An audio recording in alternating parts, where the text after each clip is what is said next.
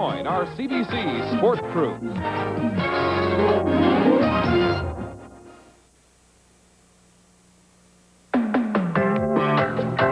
Live from McMahon Stadium in Calgary on a beautiful Sunday afternoon, it's the Stampeders at home to the BC Lions. For the Stampeders, looking for their first win of the young season and anxious to please their fans, this is their home opener. For the Lions, a win will once again give them sole possession of first place in the Western Conference and keep their undefeated record intact. Hi, everyone. I'm Steve Armitage, along with Ron Lancaster. Glad to have you with us. Ron, I know the teams are ready, but how ready can Calgary be after a long layoff? Well, one thing for sure, Steve, I think we're going to have a good one today, and the main reason is the Calgary Stampeders have really only played one football game in about a month. Their last preseason game was against Edmonton on June 28th, one preseason game against Montreal on July the 10th. Other than that, they've been taking it easy. So Steve Barato is happy that they have the opportunity to work on their run-and-shoot offense because of the rain during training camp. But one of the people that doesn't have to learn to run and shoot is quarterback Joe Barnes. Very familiar with that offense after using it with the Toronto Argonauts and getting to the Grey Cup in 1983, where he was the most valuable player in that game. He is very familiar with that style of play. The other man, Emmanuel Talbert, was one of his receivers with the Argonauts. He caught 70 passes in 83. Last year only played 7 games because of injuries. Was going to play out his option and was traded to Calgary and has signed a 3-year contract. So him and Barnes are familiar with it. Greg Figger, another newcomer acquired in the offseason with a trade with Saskatchewan. He was their leading pass receiver against the Concord last game. But this week he's in trouble because they're going to make him be the blocker. And when you talk defense with BC and blocking, that means James Parker. And you're working against one of the best defenses in the league. You won't see the BC Lions with a run-and-shoot offense, but you will see them pass the ball. They love to pass, and the man controlling the offense for the BC Lions will be Roy DeWalt. He was injured against Hamilton, so there was some question about his timing in the second game against Edmonton, but he's had a full week to work out, and head coach Don Matthews says he's ready. His key receiver and rusher will be second-year pro Kevan Jenkins. He has been absolutely outstanding. And, of course, when he doesn't go to Kevan Jenkins, he will go to the speed merchant, Jim Sandusky, or the always dangerous Mervyn Fernandez. On defense, as Ronnie pointed out, the key is James Parker. And if anybody is going to disrupt the run-and-shoot offense of the Calgary Stampeders, it will be James Quick Parker. Right now, let's go back to Don Martin and CFL Control. Don? All right, Steve, thanks very much. Looks like a great day in Calgary. Good afternoon and welcome once again, everyone, to CFL 85. The BC Lions and Calgary Stampeders in the home opener at McMahon Stadium. The Lions undefeated going in, 2-0 with 4 points, tied with Winnipeg, with Edmonton and Saskatchewan tied for third, and the Stampeders still looking for that first win. Week 3 is over in the East. Montreal remains undefeated and 4 points ahead of Ottawa and Toronto, with Hamilton taking the weekend off. Coming up at halftime, highlights of last night's Classic in Winnipeg as the Bombers stole one from Toronto. We'll talk with Ottawa's run-and-shoot quarterback, J.C. Watts, and meet the third team that works every CFL game. In baseball today, the Toronto Blue Jays over Oakland 9-3 in the 8th inning, while the Montreal Expos trail Houston 4-2. That is now in the 6th. We'll have updates on all the scores at halftime, and when we return, the opening kickoff from Calgary.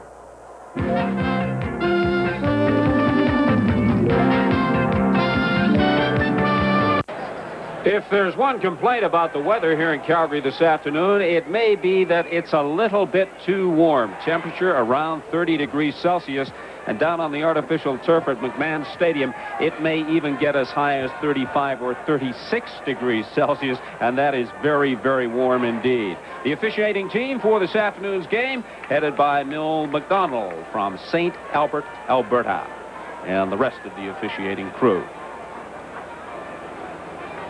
The Calgary Stampeders will kick off to the BC Lions. J.T. Hay will do the kicking off. Kevan Jenkins and Darnell Clash each to receive.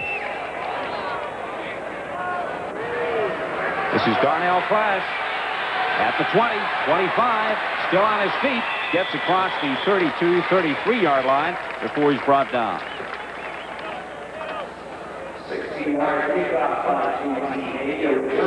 Well, Roy DeWalt and John Henry White, everybody knows about him. 10 years from Arizona State, and the newcomer who's really made his presence felt, Kevan Jenkins.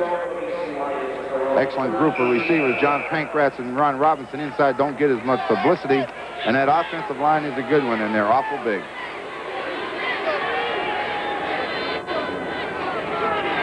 First and 10 Lions from their own 33. The gift to John Henry White. And White comes up short of the 40-yard line, around 36-37. Darrell Nicholson in there to make the stop for Calgary, number 77.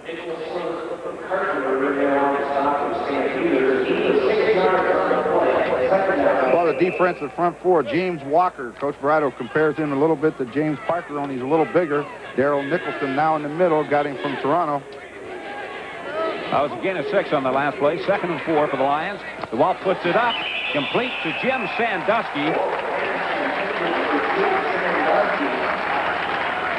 Yeah, that should be good for the first down.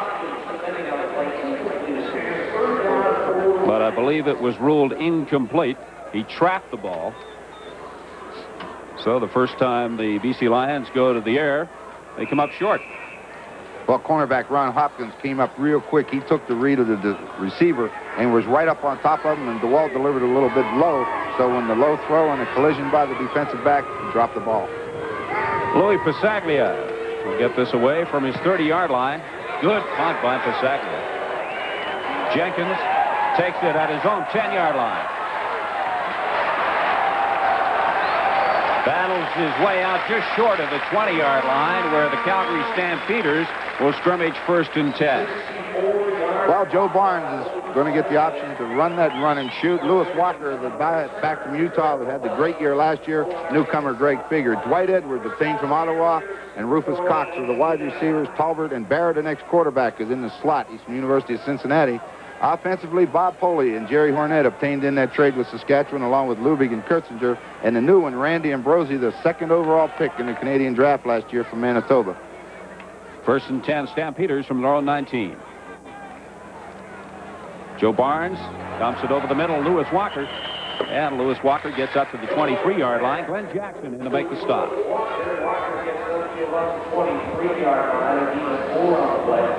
Here's the defense that's just done everything.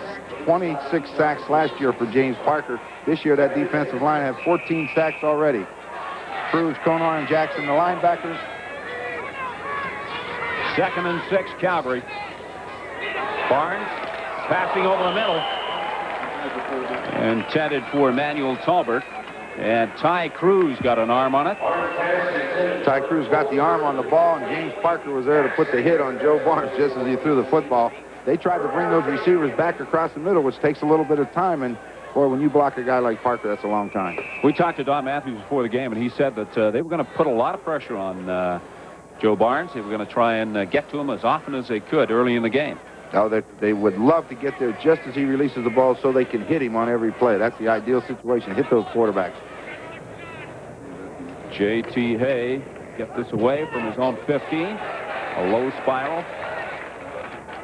Sandusky gets to the 45, and he's forced out of bounds at about the 47-yard line. 12 minutes and 24 seconds remaining to play in the opening quarter. No score. Lions and Stampeders. Back to McMahon Stadium in Calgary, where the Lions are up against the Stampeders. BC trying to improve their record to 3-0, coming off victories over Hamilton and Edmonton. This is only the 2nd regular season game of the year for Calgary after a 22-18 loss to Montreal. Roy DeWalt, starting quarterback for the Lions. And his opposite number, Joe Barnes. Well, Joe Barnes signed that big contract with Calgary this year, and they felt with that run and shoot offense, why not get a guy with the experience of running it, and hopefully he's the guy that's going to lead them. 1st and 10 BC from their own 49. Kevan Jenkins. Quick hitting play over the left side. Been very unusual. First 2 first down situations, they've run the ball at the Calgary defense. Steve Barato, the coach of the Calgary Stampeders, probably a little bit surprised at that too, because he knows they don't like to run much.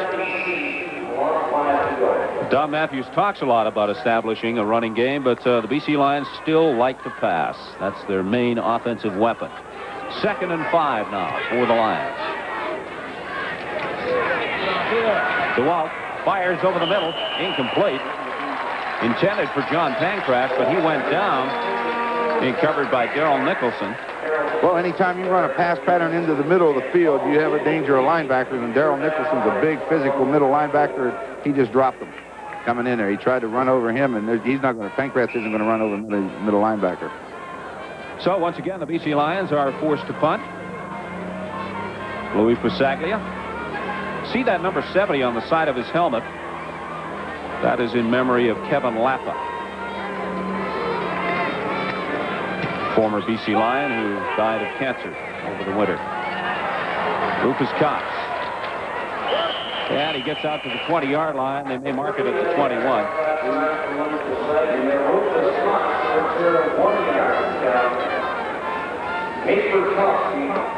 And again, the number 70, worn by Kevin Lappa, who fought a very long and courageous fight with cancer.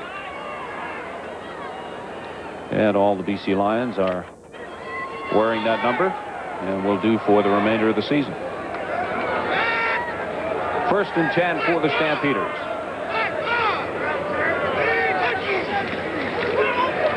Barnes to Walker, and Walker gets out across the 30. Kevin Konar in there to make the stop.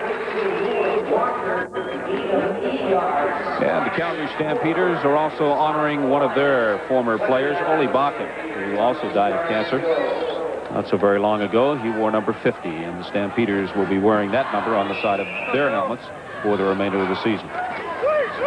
Pitch to Walker, and Walker's tripped up. He only needed about 1.5 yards. Cruz and Mel Bird in there to make the stop. Well, 2nd down and 2, you would assume that Calgary would run the football, but watch the play right here. Middle linebacker Ty Cruz, as he will fill the spot and he will make the stop.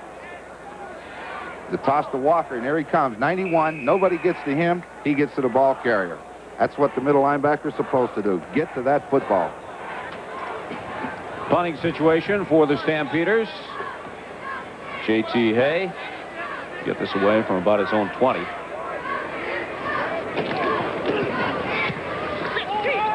Good low spiral.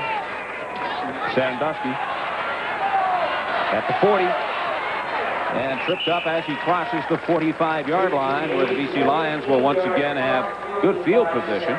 Steve Carpenter in there to make the tackle. That's good, still good field position. The Lions aren't gaining any, and if you look at it from the Stampeder side, they're not losing field position on those exchange of punts, but it's still awful good position to start.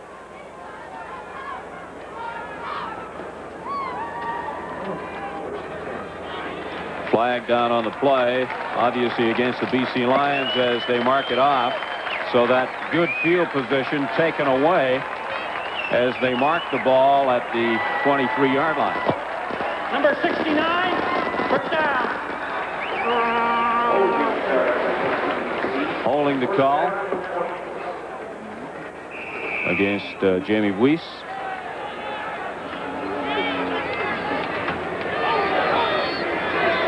So the BC Lions, 1st and 10 from their own 23. DeWalt fires outside to Kevan Jenkins.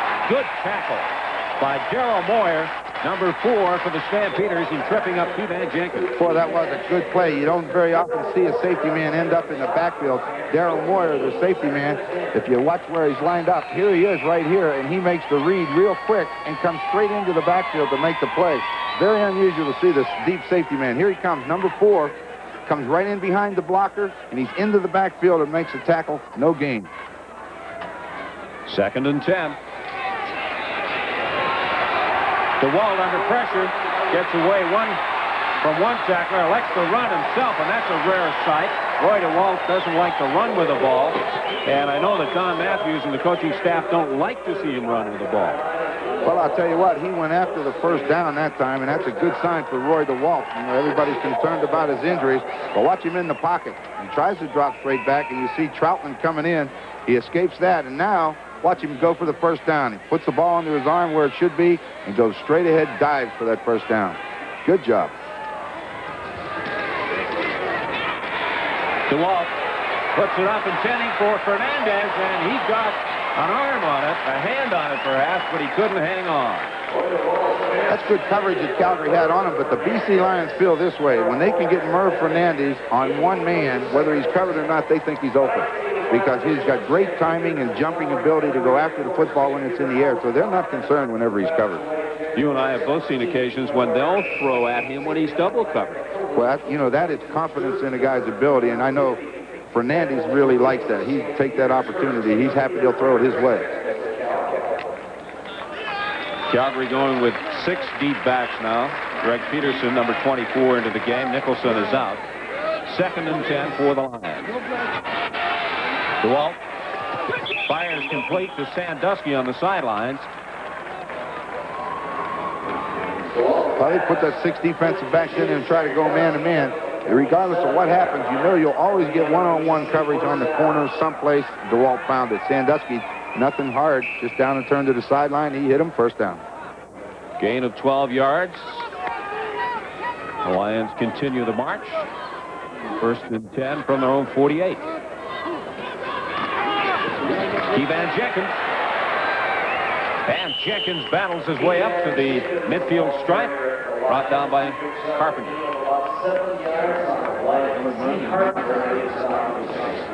Well, we talk a lot about blocking. Those offensive linemen have to do a good job. But John Henry White went in there after Daryl Nicholson that time in the middle.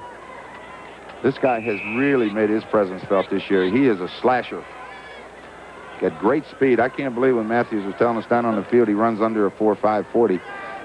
You got to hustle to catch him. And that's on natural turf he does that. I wonder what he'd do out here today if maybe we'll get the opportunity. 2nd and 3.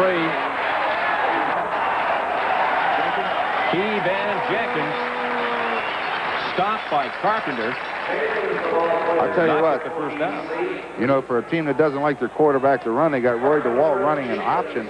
And you know when you run an option play with the quarterback coming down the line of scrimmage, he is going to get hit. All right, watch Roy DeWalt. He turns, makes the fake. Now here, he's got the football. The number one thing, make the quarterback pitch it. They hit him. He pitches the ball, and then a great play by Carpenter and keeps him from the first down. But you always hit that quarterback every chance you get. Cox and Jenkins deep to receive this punt from Louis Pasaglia. Off the side of his foot. Still gets a bit of a spiral on it. Taken by Cox just outside his 10. Gets up to about the 15. He's forced back by Kevin Konar. So with 6 minutes and 34 seconds remaining to play in the opening quarter, still looking for our first score. I'm Steve Armitage along with Ron Lancaster, and we're at McMahon Stadium in Calgary on a very, very hot afternoon. Temperature expected to get up over 30 degrees in downtown Calgary. Downtown or down on the turf here at McMahon Stadium, it's got to be 35, 36. We spent some time down there talking to the coaches this morning, and it got so hot that you could feel the heat coming up through your shoes. Yeah, this game today could come down to physical endurance. The team in the best physical condition could win this football game if someone don't break it open. But if it's close, that could be a big factor late in the game.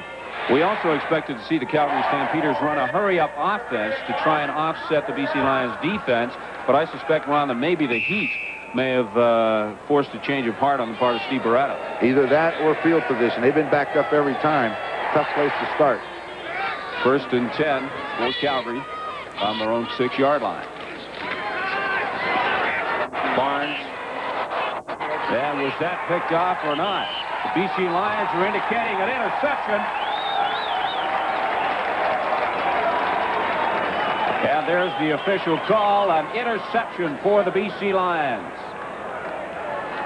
Boy, that's a very interesting call down on your own 4-yard line. Watch this. This Greg Figure right here. Barnes will go back. He'll try to run a screen. But Nick Hebler, watch what he does. He does not allow Greg Figure to get the ball. What? Figure tries to block him. Now he wants to let him go to catch a screen, and Hebler just hangs on to him. And when he throws the ball, it's tipped. And look what happens. Interception for the Lions on the 2-yard line. You can't get better field position. Ty Cruz coming up with a key interception for the BC Lions. They are now 1st and goal to go from the 3-yard line. DeWalt pitches to Kevan Jenkins. He's got lots of room. An easy touchdown for the BC Lions. Well, when you turn those balls over down inside the 5-yard line with a team like the BC Lions and so many weapons in that arsenal of theirs, Kevan Jenkins has the speed. He'll outrun anybody. So watch it. Well, he just takes it. Daryl Nicholson, 77, is going to try to get there. No chance.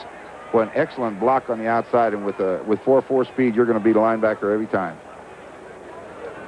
So the BC Lions have taken a 6-0 lead. Louis Pasaglia will try to make it 7-0. He does. With 5 minutes and 47 seconds remaining to play in the opening quarter, it's a very happy BC Lion bench with a 7-0 lead. This is a very easy touchdown for a guy like Jenkins. He sees that block right out there, and he just outruns it. You're not going to get him with his speed. He says, that's too easy. He'll take more of them, though. Well, the Stampeders have to be looking for better field position to start. You can't continually start inside that 10 and 15-yard line and expect to move the ball that distance against the Lions. For Keevan Jenkins, his third touchdown of the season, and for that man, Steve Barato, the head coach of the Calgary Stampeders, concerned.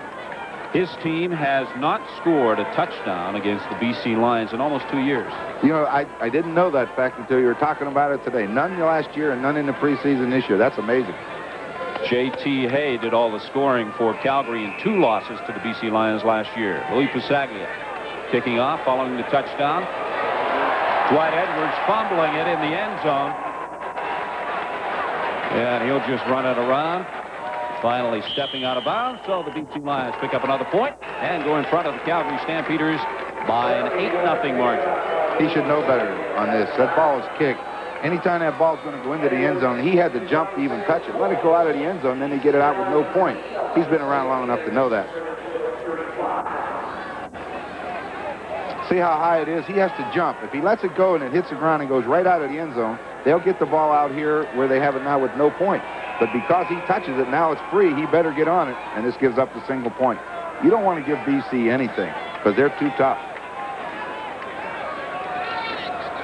Well, they do get some half-decent field position out of it. 1st and 10 for the Stampeders from their own 35. Joe Barnes eluding a couple of tackles, and Gray finally gets to him, brings him down just outside the 10. Well, we just talked about field position, and they had excellent field position. And the man we talked about in the pregame show, James Parker, put the pressure, chased him out of the pocket. And that man, Mike McGray, who's got 4 quarterback sacks coming in, now has 5. And he's throwing him down for about, that is an awful loss, 30 yards. Well, he has played extremely well after joining the Lions this year. He was a replacement for Mac Moore, and they were really a little bit nervous about him because they didn't think he could do the job that Mac Moore had done for them over the last 3 or 4 years. But he has certainly been a great find. 2nd and 33. Give to Walker on the draw. He gets out to about the 14-yard line. Well, you're digging yourself a hole whenever you have to punt from the end zone, and they've already got 8 points, and you're going to punt from the end zone again. The Lions should have great field position to start, and you don't want to get down against the Lions. You know, what's been amazing to me about the BC defense is every team this year is amassing about 400 to 500 yards of offense per game. In 2 games, the Lions have only given up, I think, 337 yards total in 2 games. That's an amazing statistic. That says something for the defense. Single punt returner is Darnell Clash, and what a show he put on for us at BC Place Stadium against the Edmonton Eskimos. Let's see if he comes up with that little move. Clash takes it just inside the 50. Still on his feet. Tries to straight arm Peterson. And he's brought down just outside the 35-yard line. So the score is 8-0 BC. 4 minutes and 1 second remaining to play in the opening quarter. Thursday night, Ronnie, Leo, and Don will be in Edmonton for what should be a very entertaining game. The Blue Bombers against the Eskimos. And we check the CompuStats at this stage in the game, heavily favoring the BC Lions.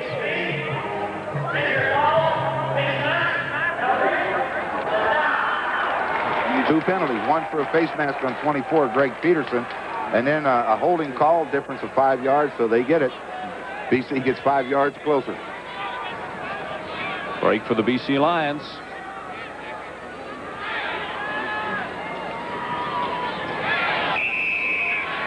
.401 to play in the opening quarter. BC in front 8-0. DeWalt, quick fire. Mervyn Fernandez. Can he get by the man on the outside? Forced out of bounds at the 22-yard line by Mel Jenkins, but another flag is down.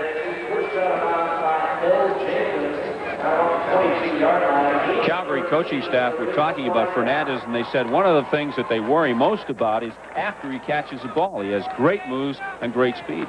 Yeah, they're not concerned. They'll give him that 6-yard out or a quick pass to him, But what bothers him is, you say, he'll break one tackle. Instead of being a 6-yard gain, it's a 26-yard gain, and he's so strong and so big. Holding. BC number 61. First down. There he is, Ryan Hilliburn. Got caught for holding.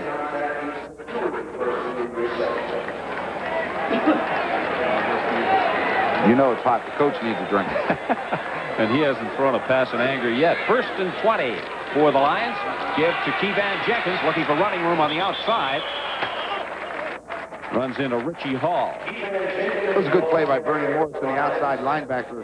He forced Jenkins outside, and that gives the safety man Hall time to get up in there to make the tackle. That's all you can ask him to do, because a good back will beat the guy one-on-one, but they force him outside and get some help. An obvious passing situation, and that brings on 6 deep backs for the Stampeders. BC 2nd and 15 from the 41. DeWalt attempting for Kevan Jenkins. He couldn't hang on. It's incomplete.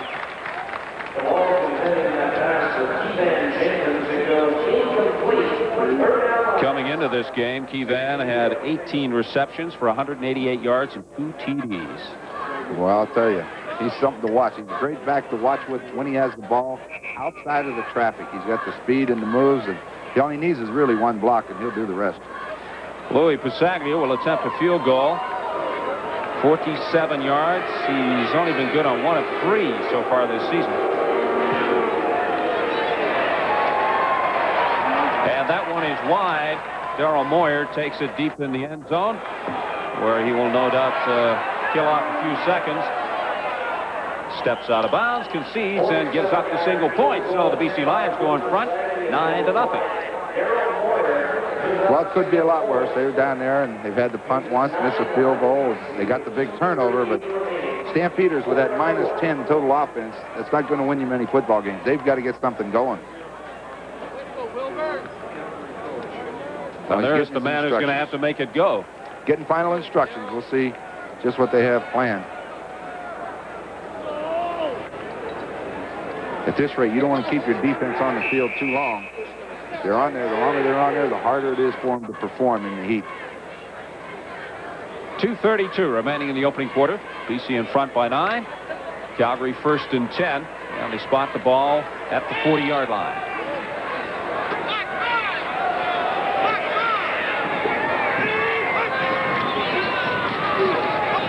Barnes complete. Rufus Cox gets it at the 51-yard line. Melbourne and Darnell Clash covering on the play. Show you a nice battle right here. We said Greg Figger is lined up here. It's his job to block Parker. Parker goes outside, and that creates a seam for him.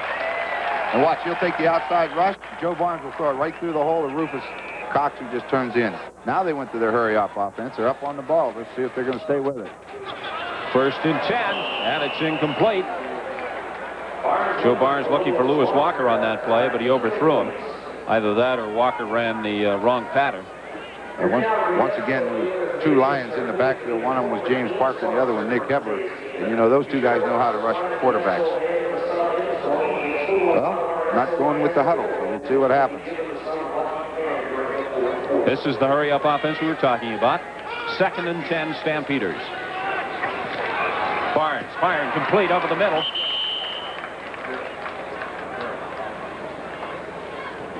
Danny Barrett.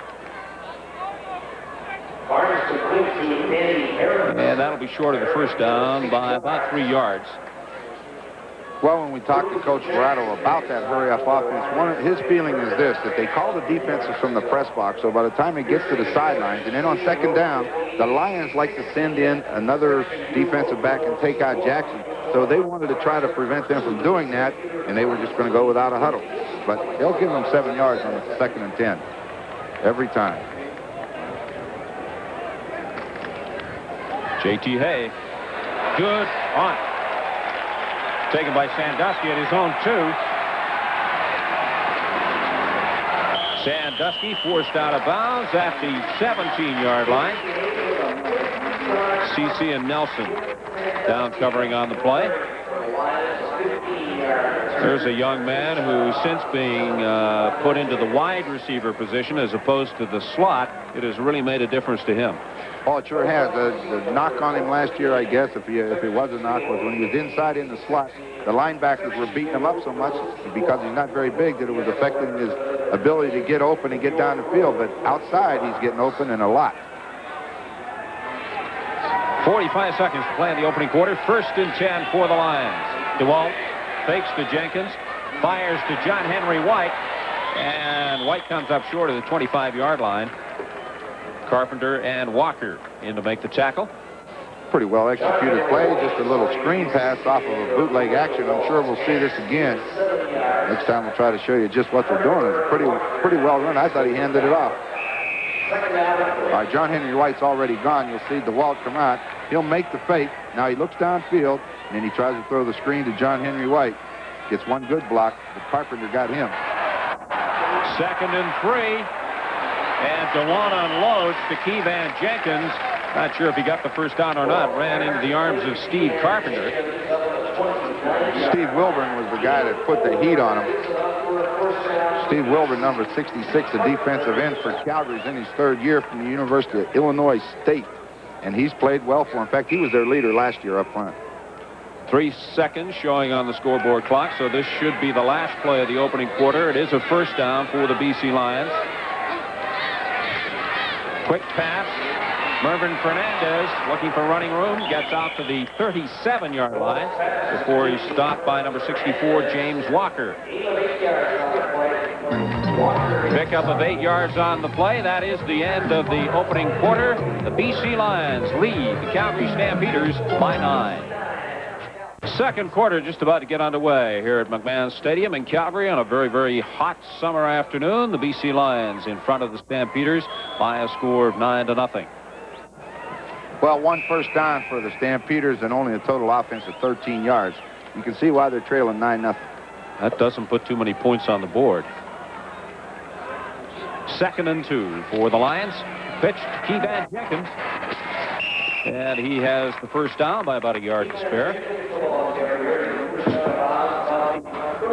They've been comparing Keevan Jenkins to the great Willie Fleming. Any thoughts on that, Ron? Well, first off, Steve, they missed the first down. They come up about a yard and a half short. I was wondering what happened down there. He just stepped out of bounds. But as far as comparing him to Willie Fleming, well, I'll tell you what, I had the opportunity to see Willie Fleming play a lot of football over a lot of years. And there's been a lot of guys come in the league and have one good year, but when he can put 2 or 3 or 4 together, then we'll talk about him and Willie Fleming. Rufus Cox and Mel Jenkins deep to receive this punt from Louis Pusaglia.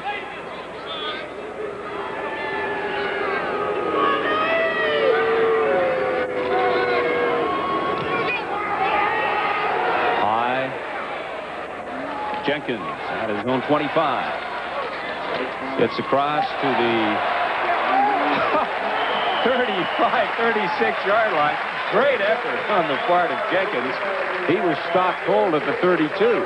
I don't know how he got out of there. About 4 of them had a real good lock on him, and he's just sort of slid out of there.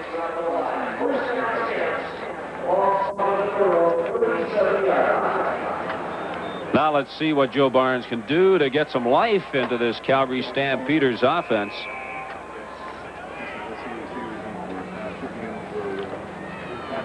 Cece is into the ball game wearing number 70 for the Stampeders.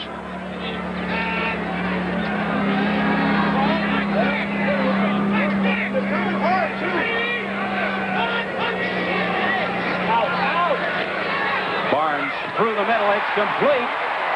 Lewis Walker. Nelson Martin in to make the tackle.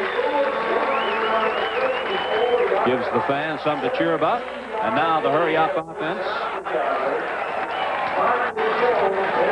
Well, Calgary's into the hurry-up offense, but we'll see Barnes look right down the middle and Walker right inside. He was the running back that went in motion and came across the middle. 1st and 10 for the Stampeders. Again to Walker. This time, he can't get around Mel Bird, but he does get out to the midfield stripe.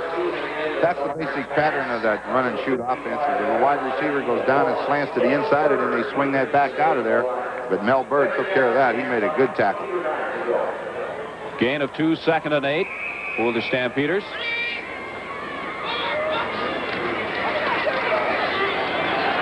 Joe Barnes under pressure this time, still on his feet.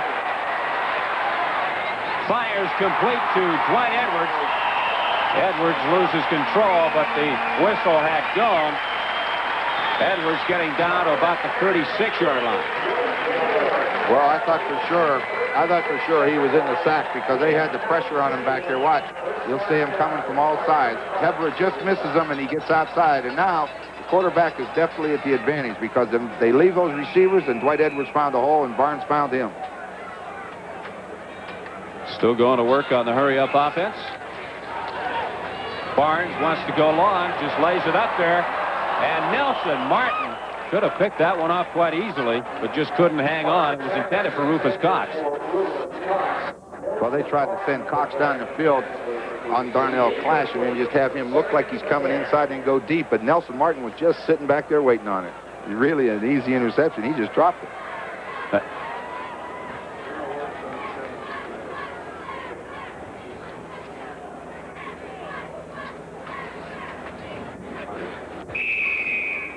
We're having a few problems with our video this afternoon coming out of McMahon Stadium, so bear with us. As soon as we get it fixed, we'll provide you with the pictures. But right now, we'll keep you informed as to what's happening. 2nd and 10 for the Stampeders. Joe Barnes back to pass, fires over the middle, and it's complete. But as soon as he got it in his hand, Cece, he was met there by the middle linebacker, Ty Cruz of the BC Lions. Well short of the first down. Well, Tyrone Cruz didn't have to go anywhere. He's a linebacker, and they fake the draw, which means that's going to hold him. And he's standing there, and then they throw the screen, so he's in a position to come right back up on the play. That's a pretty good defensive play. 3rd and 10 for the Calgary Stampeders. The ball is spotted at the 36-yard line of the BC Lions, and that brings on J.T. Hay for a field goal attempt from the 43-yard line. It's up, it's got plenty of legs, but it's wide, and it goes right through the end zone.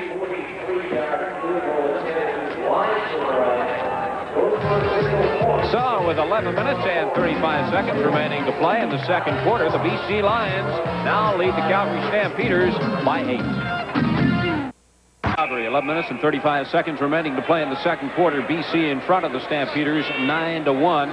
1st and 10 for the Lions from their own 35.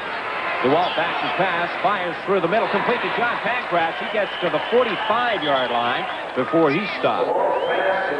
Well, he threw it pretty good. Pancratz went down and curled to the inside, and he was covered, so he worked himself back outside to get in front of him where he'd have nobody in his way. And DeWalt found him. He made the catch, and he's going to get very close to the first down. Now, we'll see DeWalt go back. Now, the curl's there, but he can't throw it to him, so Pancratz moves outside. Now he's open, makes the catch. That's a receiver's job. If you have a linebacker between you and the quarterback, you find an open area where he can find you, and he did. Yeah, they've got the yardage sticks out there to measure. And the BC Lions are short of the first down by, it looks like, about the nose of the football. So the short yardage people come out of the field for the BC Lions. That's an impressive statistic, is it not? The BC Lions have had only 18 points scored on us. Incredible. In 2 games. Free down almost, 2nd down, and that's short. He can do anything he wants. 2nd and 1 for the Lions. DeWalt's going to pass. Under pressure, brought down. Big play for the Calgary Stampeders defense. Well, it sure was. He got the pressure on him. Randy Troutman was the first guy in there, and Murph Fernandez was wide open. He put a good move on the defense to get open, but he didn't have a chance to throw the football. Watching a little play action. You see Keevan Jenkins trying to block for him. There's Walker, the defensive end, and Troutman finally brings him down. And Fernandez was open, but the defense didn't allow him to throw it.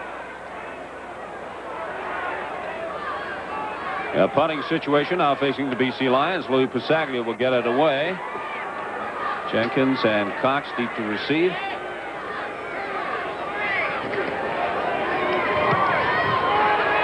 Not one of Louis Pasaglia's better punts to be taken by Jenkins just outside his own 30. He's hit almost immediately, but again, he fights his way out to the 35-yard line where Potter makes a stop.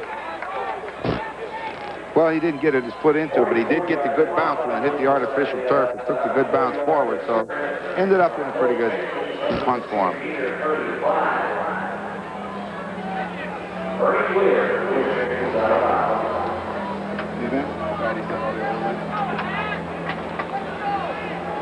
Dennis Javan shaken up for the BC Lions, receiving medical attention.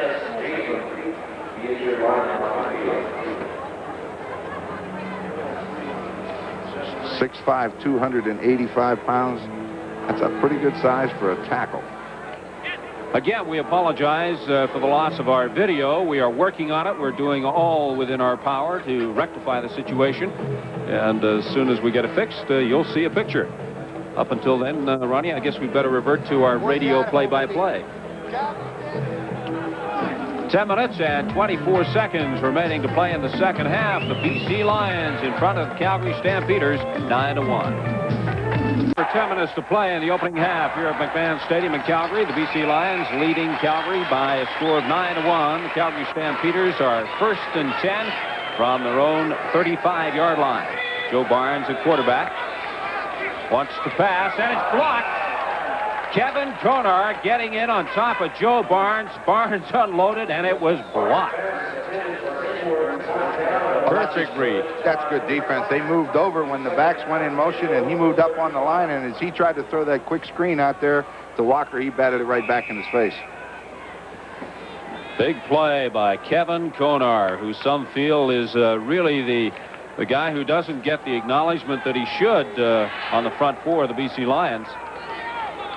2nd and 10 now for the Calgary Stampeders. Barnes again turns, fires, and again it was intended for Cox, incomplete. Darnell Clash almost picking that one off for the Lions, and he would have been home free had the open sideline in front of him. Well, Darnell Clash is a very aggressive type defensive back anyway, and as soon as he saw Cox turn to look in for that screen, he was coming on the run, and as you say, he got there just about the time the ball did. That's a long way. He went about 12 yards. Joe Barnes has attempted 14 passes, completed 8 for 71 yards, and had 1 intercepted that led to the BC Lions touchdown. J.T. Hay now in a punting situation, 3rd and 10. It's one that's not one of his better ones, but again, a bounce, and bouncing towards the Calgary Stampeders, picked up by Sandusky, and he gets into Calgary territory, but a flag goes down. Brian Strong in to make the tackle for the Stampeders. Well, Brian Strong's also a rookie on that football team. He's about 6'5" and 260 pounds. They got a lot of them. Are they growing them bigger, or is it just my imagination? They're not only bigger, they're faster and stronger. We were talking to the Calgary coaching staff this morning, and they were saying that that was one of the things. As a matter of fact, it was the Calgary general manager, Earl Lunsford, who said the biggest difference in the game of football today as it's evolved over the years is speed. Team speed. Overall speed at all positions.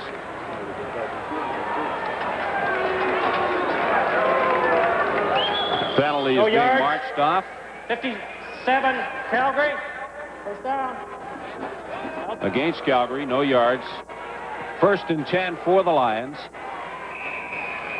From the Calgary 43. DeWalt, the pass.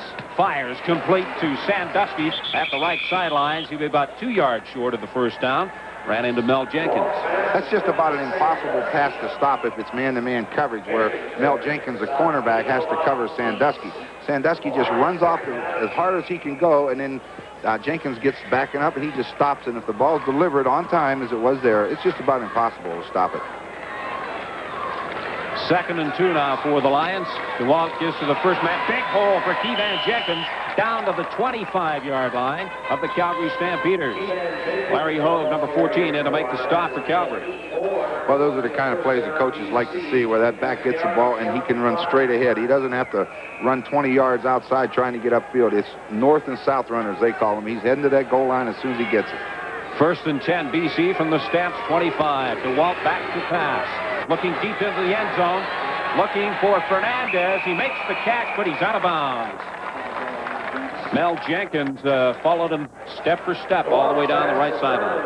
Well, we said earlier, anytime he's one-on-one with a defender, they think he's open, and he was covered as well as you can cover him, and he still made the catch. Just was out of bounds, that's all. 8:22 remaining to play in the second quarter. BC in front of Calgary 9-1. 2nd and 10 now for the Lions. And the ball is spotted at the 25-yard line of the Stampeders.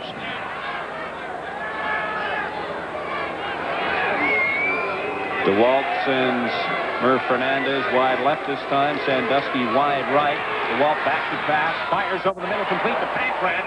Pankratz gets down to the 7-yard line. Morrison and Larry Ho begin to make the tackle.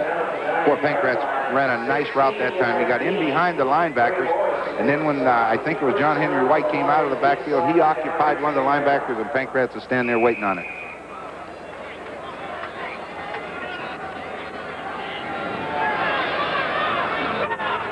First and goal to go now for the BC Lions. DeWalt rolls to his left, fires, intending that one for Sandusky, incomplete. Sandusky had a step on his man, but it was a touch overthrown. Well, I think what happened is when Sandusky came down, he ran a slant to the inside, and then he was going to break back outside, and when he did, he got hit. He got hit by one of the defensive backs, knocked him off stride, and that's about all it takes for the pass to go over your head. That brings up a second and goal situation for the Lions. The ball is spotted just inside the 10-yard line of the Calgary Stampeders. 7:24 to play. BC in front, 9-1. DeWalt rolling to his right now. Passes into the end zone. And he was looking for Sandusky, but Sandusky went down. So the pass is incomplete, but a flag goes down on the play. He showed pretty good scrambling ability that time when he got outside. The rush came from the outside on him, and he couldn't throw the ball when he wanted to, so he scrambled outside and then threw it too far. Again, we apologize for the loss of video. We are working on it, and we're trying to get it rectified as quickly as possible. BC, decline, 3rd down. A 3rd down situation, and that brings on Louis Pusaglia, who reached a milestone in his career as a place kicker against the Edmonton Eskimos. He kicked career field goal number 300, still well short of the all-time record of 400 plus held by Dave Cutler. He has a long way to go, but for Louis it was a big milestone. They'll spot this one at the 11.5-yard line, almost directly in front of the post. It's up and it's good. So the BC Lions now go in front of the Calgary Stampeders by 12-1 with 6:57 remaining to play in the half. 6:57 remaining to play in the opening half here at McMahon Stadium. The BC Lions in front of the Calgary Stampeders by a 12-1 score. Calgary 1st and 10 from their own 35-yard line. Joe Barnes still at quarterback. Under pressure, he's decked. Joe Barnes is sacked by the BC Lions defense. Down around the 22, 23-yard line, Nick Hebler and Rick Klassen in there leading the charge. He didn't really have a chance. His receivers didn't even have a chance to run down the field and run any type of pattern because Nick Hebler came free outside, and he doesn't miss when he gets that close. 2nd and 22, the Stampeders in their hurry-up offense. Barnes back to pass, fires over the middle, complete. Feger gets out to the 27-yard line, runs into number 35 of the Lions, Derek Emery. That type of pattern is just not going to hurt that BC Lion defense. When you're 2nd down and 17 yards to go and you have to throw a checkoff pattern, a delay into the middle to the fullback, Greg Feger, the Lions will give you that because they come up and made the tackle, and it's still 3rd and about 15. Brings out a punting situation. J.T. Hay getting set to punt. BC Lions have one receiver, Darnell Clash. J.T. Hay. Good punt. High punt. Drives Darnell Clash way back inside his own 20-yard line. Clash, one move too many that time. Gets out to about the 26-yard line, where he's stopped by Bob Foley. Great punt by J.T. Hay, 66 yards, and only a 9-yard return by Darnell Clash, which is very low for him. Well, your offensive center, Bob Foley, got down the field quickly, and the center should get down there fast. They really don't give him any responsibilities for blocking. His main job is get the ball back to that punter with no bad snaps. That's his job. 5:38 remaining to play in the second quarter. BC in front 12-1. They've got the ball. 1st and 10. Complete to Mervyn Fernandez. Goes out of bounds. Forced out of bounds by Larry Hogue. 2 yards short of a first down. Well, you can almost guarantee 8 yards whenever you have Fernandez on a defensive back. Just runs down and stops, turns around and makes the catch. Steve Barato and offensive line coach John Lowry having a little meeting there with you see Jerry Hornett. They're having a little meeting with that offensive line to decide what they're going to do about the rush of the BC Lions. It was there early. 2nd down and 2 yards to go for the Lions from their own 34-yard line. They lead 12-1. A little miscue on the part of Al Wilson and Roy DeWalt. And that draws about 4 of the 6 flags. In a hurry. They never did snap the football. I believe the center missed the snap count. Everybody went with the ball. Procedure. Quarterback, number 9, BC. Do the down over. 2nd down. Illegal procedure, the call against the BC Lions, and that time was assessed against quarterback Roy DeWalt. 2nd and 7. DeWalt back to pass. Fires over the middle, has it deflected. And it falls incomplete. Good rush there by the Calgary Stampeders. And they only came with 4 men, and they were able to get deep enough into the backfield that they could get those big hands up. The defensive lineman's job is, if he can beat the man, make the sack. If he can't make the sack, when he feels the quarterback's ready to throw, get those hands up, and sometimes that'll happen. He'll be able to get his hand on the ball, and he did.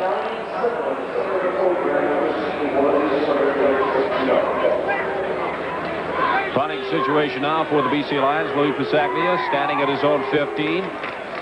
Jenkins and Fox deep to receive, and this time Pasaglia gets a booming punt away, forcing Jenkins back inside his own 20. Now he's out to the 30, tripped up, and gets to about the 33-yard line, where the Calgary Stampeders will have to put some points on the board. Will scrimmage 1st and 10. They're down 12-1, 4:35 remaining to play in the second quarter.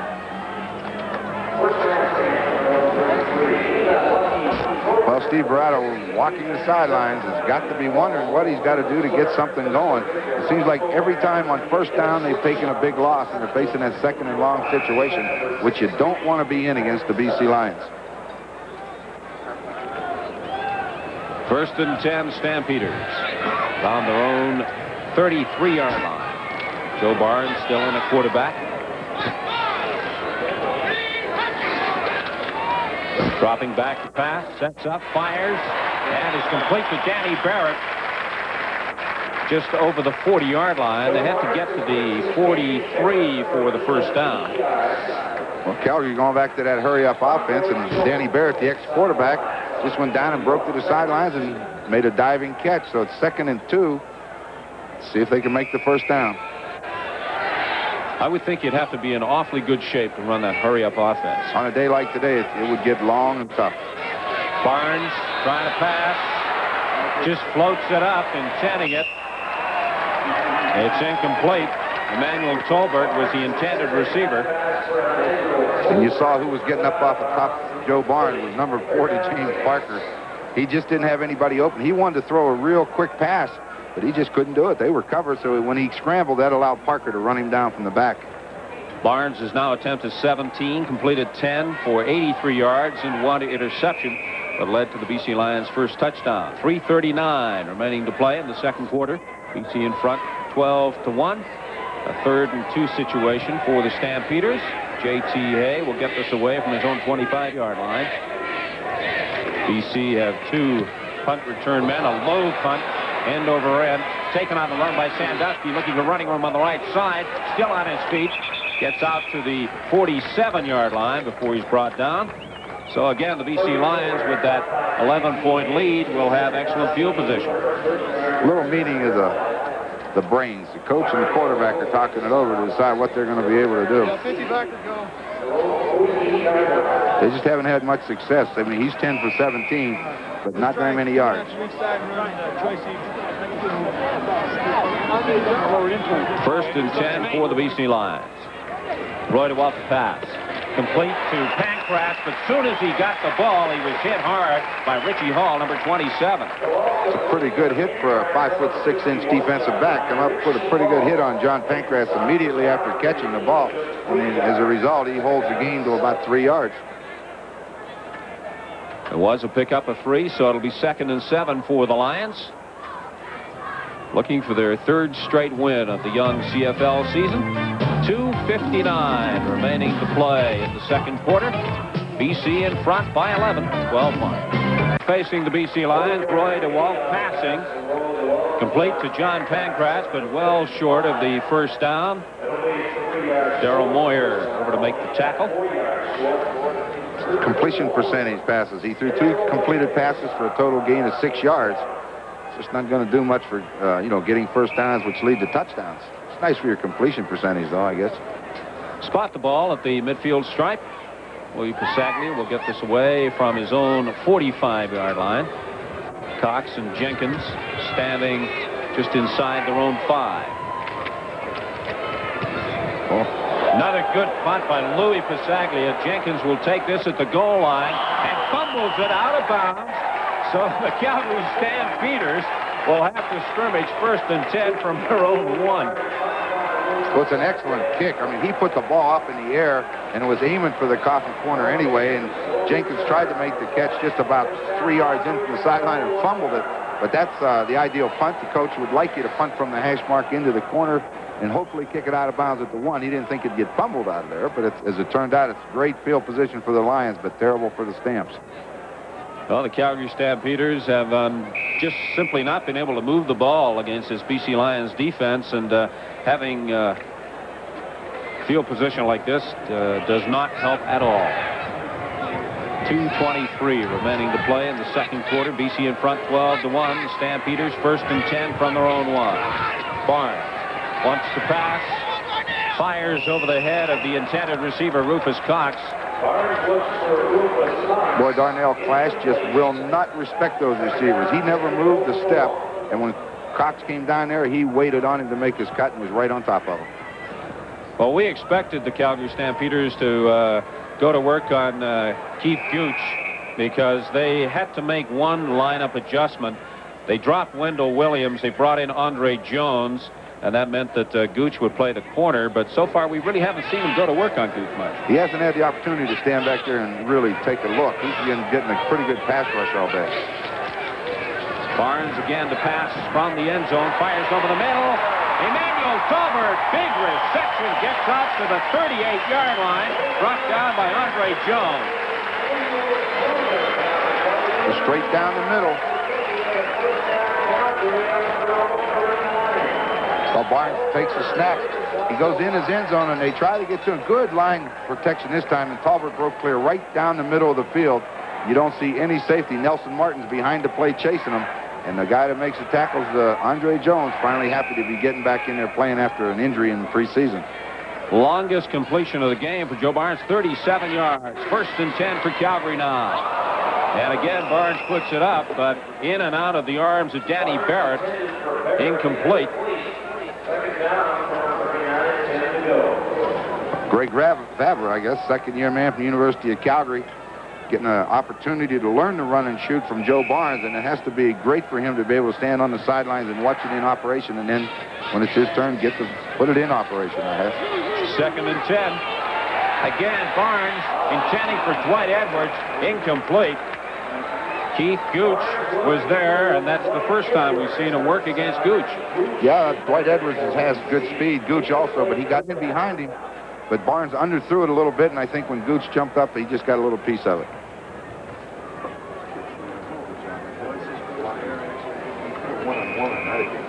Third and 10 facing the Stampeders. J.T. Hay going back inside his own 25-yard line. 1:57 remaining to play till halftime. BC in front 12-1. J.T. Hay's punt taken by Clash at his own 35. He's at the 40, gets out to the 45-yard line where he was tripped up by Jenkins. Well, Darnell tried to make that move and cut back to the inside and get behind those white jerseys, but Jenkins was the last man to have the good shot at him, and he got him. 36-yard punt and a 10-yard return by Darnell Clash. Sets up a 1st and 10 situation for the BC Lions, just shy of their own 45. DeWalt back to pass over the middle, complete to John Henry White. John Henry White gets to the 52-yard line before he stopped. Roy in to make the tackle. Roy's going back to work to those inside receivers, and this time when the linebacker drops back to take that away, you just hit the back, and he found John Henry with a 7-yard gain, so he needs 3. Now the BC Lions in their hurry-up offense. DeWalt back to pass and complete. John Henry White should have the first down by about a yard. Bernie Morrison going to make the stop for the Stampeders. Well, with a minute and a half left, DeWalt's going to go to the Lions hurry-up offense, and he can cover this 55 yards if he can start hitting those patterns like he did there. He's going to need a little more than 3 yards on him, though. 1st and 10 for BC, just inside Calgary territory. Again, DeWalt passing complete. Pancratz, and he's down to the 44-yard line. Well, Bernie Morrison ran out to cover the swing man, and Daryl Nicholson tried to get over there, but that's a long way for a middle linebacker to go. He was a little upset with himself, but I don't think he can get that far. That's a long way. 2nd and 1, BC. The give to Keevan Jenkins, still on his feet, lots of room. Keevan Jenkins gets down inside the 30-yard line of the Calgary Stampeders. Mel Jenkins over to make the stop, and if he hadn't have gotten there, Keevan could have gone. Well, John Blaine, Gerald Roper on that side, they wall him off, and Al Wilson makes the block, and then Jenkins cuts back. And now DeWalt can afford to take his time. He's got a lot of time. DeWalt passing again, looking for Fernandez, and it's incomplete. Moyer and Jenkins over covering Fernandez. They came together and ended up on the turf. Well, I'll tell you, Daryl Moyer put a pretty good hit on Fernandez, too, but he bounced up so quick you hardly realized he was down. But that's one way a defensive back like Daryl Moyer or any safety man in the league can get that outside receiver's attention. When he comes in there, you hit him. He hit him pretty good. 2nd and 10 for the BC Lions. They spot the ball at Calgary's 28-yard line. 1:10 remaining to play till halftime. BC in front, 12-1. Passing situation for the Lions. And what does he do? But he gives it to Keevan Jenkins on the draw. They had to get down to about the 19-yard line for the first down. Eugene Bellamo in there to make the stop.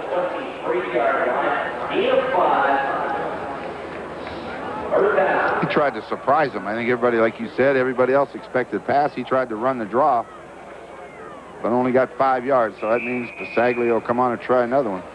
Think Matthews would fake one here? You never know. You never know. He's a gambling type of coach. He's been known to gamble in the past, especially with Pasaglia. But this time, they decide to go for it, and it's good. So the BC Lions go in front of the Calgary Stampeders by a margin of 15-1. 49 seconds left at the 35. I know Joe Barnes would love to at least put a drive together to get the opportunity to kick a field goal. Might be a little far for the touchdown because the Lions will be back, but he'd certainly like to get some points going in at halftime, try to build some momentum for the second half. It would do wonders for their confidence. There's no question about that.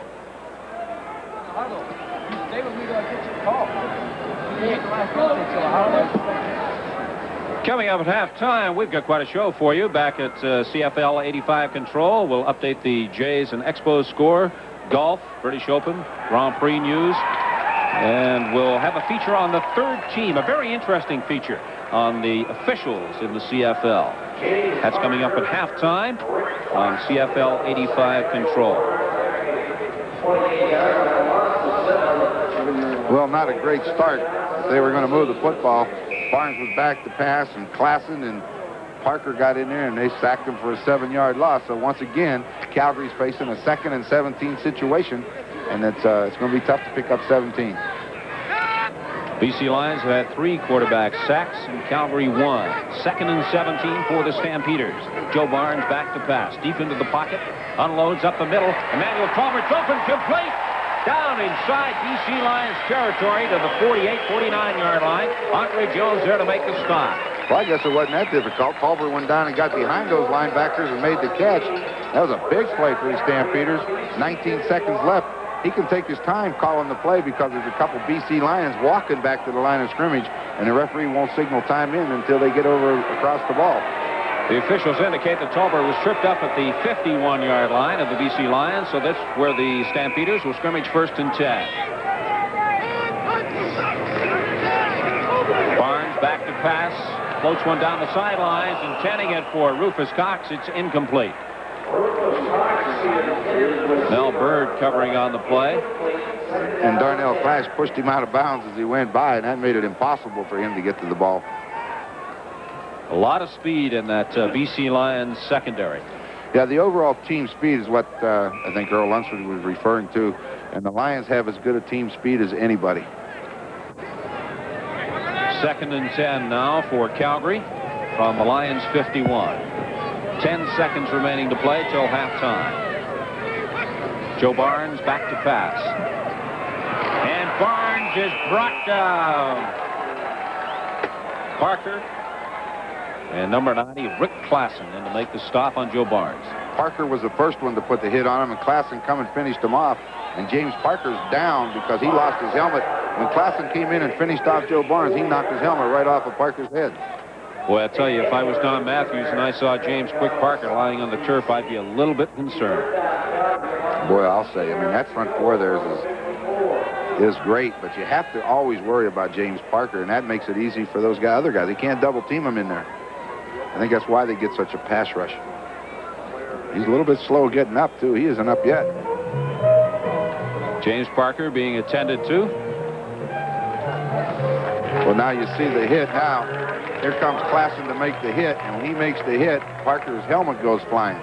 Oh, he's walking off the field now, though, so halftime's coming. He gets a 15-minute rest. He'll probably be ready to play in the 3rd quarter. A 3rd and 13 situation, and would you believe the Calgary Stampeders are going to try a field goal. This one coming from their own 49-yard line. 61 yards. 61 yards. It's up. It had the legs. It was wide. 61-yard field goal attempt from J.T. Hay, and it had the legs, but it came up short.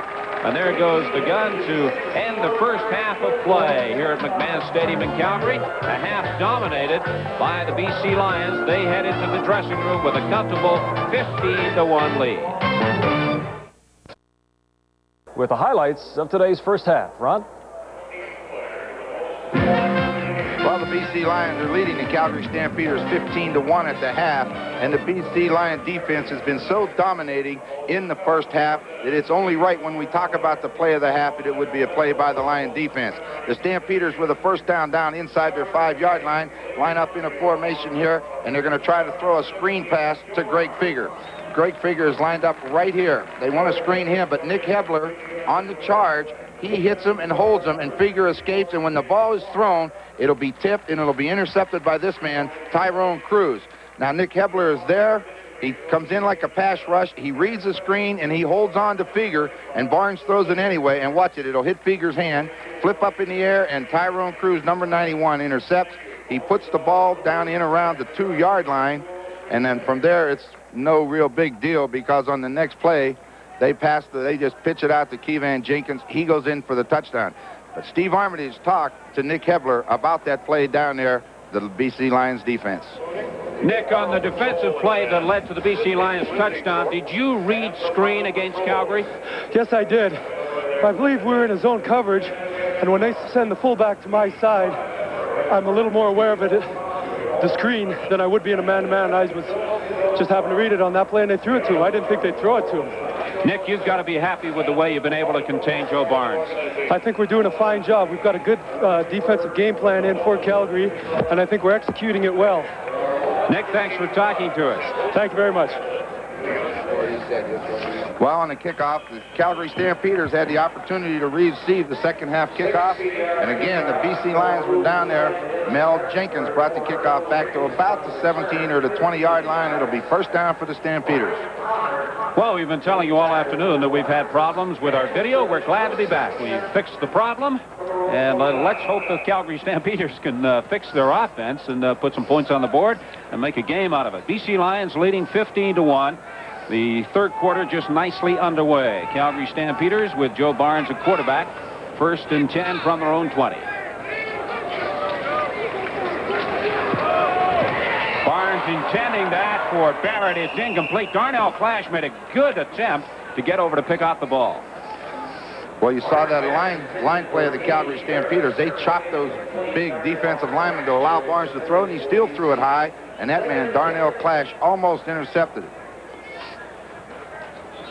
Well, we got the hurry-up offense. Barnes has got him out there again. Let's see if they can maybe make this first down. Spot the ball at the 20. Barnes under pressure, brought down by Nick Hebler. We talked to Nick a few moments ago about how they managed to contain Joe Barnes, and there's a good example of it. Well, they put the pressure on Barnes, and Hebler came around the outside and run him down. You'll be able to see Hebler come into the picture at the left of the screen, and when Barnes tries to scramble, the ball's out. And when you come down across the quarterback's arm, that ball comes loose, and then his partner in crime, James Parker's there to recover it. What a great combination. James Quake Barker and Nick Hebler for the BC Lions. Great field position for the Lions to start this third quarter. 1st and goal to go for the Lions. They lead 15-1. DeWalt to pass, and it's deflected at the line of scrimmage. Intended for Jim Sandusky, but it's incomplete. That one kind of surprised me. I kind of thought they'd come back and run Keyvan Jenkins on that pitch again. It was so easy last time. Steve Carpenter got that big paw up there on the pass, so now it's 2nd down goal to 5. And I think they will throw it this time. 2nd and goal.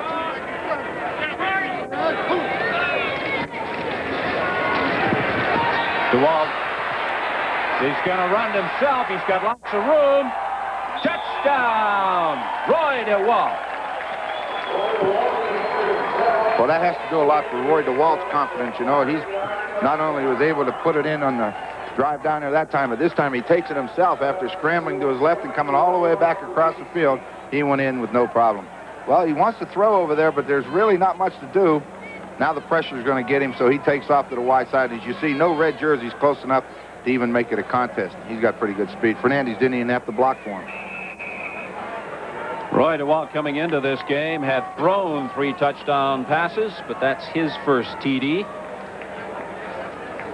Running. Now Louis Pisaglia will attempt the point after. It's good. So the BC Lions go in front of the Calgary Stampeders by a score of 22-1, and we've got 13 minutes and 45 seconds remaining to play in the third quarter. What you see. Lions touchdown drive. Louis Pisaglia will kick off.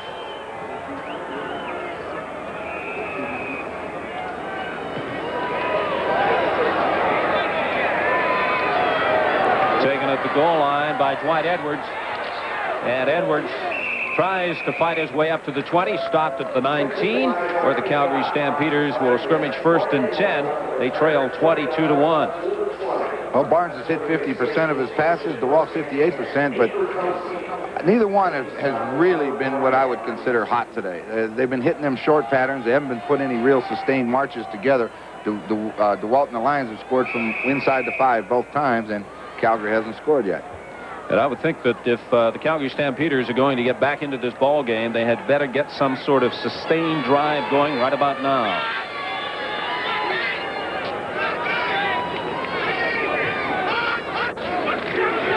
Barnes, Lewis Walker, and Walker tries to bull his way up to the 30-yard line, but he can't get by Glenn Jackson. Well, you see on this, it looks like everybody's blocked. They do a good job at the point of attack, but watch linebacker Glenn Jackson. He doesn't go anywhere, and now when that ball carrier comes in there, he's sitting there waiting on him. Watch, he's just looking. Nobody's there to block him. Bang, he makes the tackle. He didn't have anywhere to go. His keys didn't take him anywhere. 2nd and 6 Stampeders. Pass over the middle of Figures complete. And it should give them the first down. Ty Cruz in to make the tackle for the Lions. Well, if they can stay out of those 2nd and long situations, and then they're able to dump that pass to Fieger and his other back, Walker, into the middle, they'll make first downs. But when you get 2nd and 17, that pass just isn't any good. That time they get the first down, and they're still alive. Barnes just dumps it off to Feger. Feger's got some running room. Gets out across the 40 to the 43-yard line. Mel Bird in to make the tackle. As Ronnie says, DeWalt's not had a spectacular afternoon, but the BC Lions offense has been a little bit more consistent than that of the offense directed by Joe Barnes. It sure has, and their defense is playing so well that the offense really hasn't had to move the ball very far. When the defense gives you the ball inside the 5, you should get a touchdown, and DeWalt's put it in the end zone for them. And the BC Lions defense has done that on 2 occasions for the Lions offense. Once on an interception, and the other time on a fumble recovery. They're putting their horses in, short yardage. Calgary need to make this first down, keep this drive alive.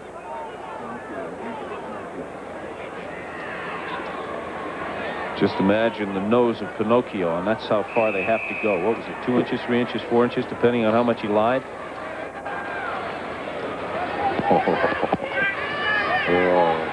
Second and inches for the Stampeders. The pitch to Walker. And Walker goes into the air. And the first indication is first down for Calgary. So to keep the drive alive. 11 minutes and 43 seconds remaining to play in the third quarter. BC in front, 22-1.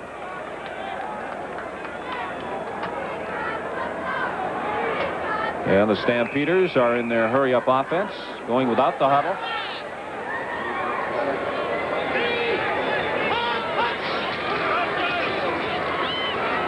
Puts it up, complete to Dwight Edwards, all alone. Edwards down inside the 35-yard line of the BC Lions. Nelson Martin coming over to make the stop. Well, the BC Lions tried to cover the entire width of the football field with a 2-deep zone. And when you go to a 2-deep zone, you cannot do that. The sidelines are open, and they run a man underneath the corner, and that holds him, and Dwight Edwards goes right behind Gooch, and Nelson Martin has a long way to go. That's just a well-executed play. Barnes found the hole and hit it, and they're right back in that hurry-up offense. A gain of 31 yards for the Stampeders, 1st and 10. Barnes eludes a couple of tackles. Complete touchdown, Dwight Edwards. Well, Steve, you commented that if they need to get in this game, they needed to do it right now, and it only really took 2 plays. Dwight Edwards this time went down, and he kind of stood around there, and then when Barnes scrambled, he broke deep, and Barnes found him. All right, let's go. He's looking for the pass receivers coming across the middle, and they're covered. Now he scrambles, and when he scrambled, Dwight Edwards went deep and got behind Gooch. He made the tackle and took the good hit from Andre Jones, but too late. That is the first touchdown for the Calgary Stampeders against the BC Lions in almost 2 years. Well, Dwight Edwards, 2 big catches, puts him on the scoreboard, obtained him in the offseason from the Ottawa Rough Riders. J.T. Hay will attempt the point after. It's good. So the Calgary Stampeders finally get their offense on track. They put some points on the board, but they still trail the Lions 22-8. Especially considering the strike date looming large, they'd like to be in first place by the time the strike goes into effect, if indeed it does. Calgary kicking off. Keevan Jenkins taking it inside his own end zone, and he's tripped up just short of the 20-yard line.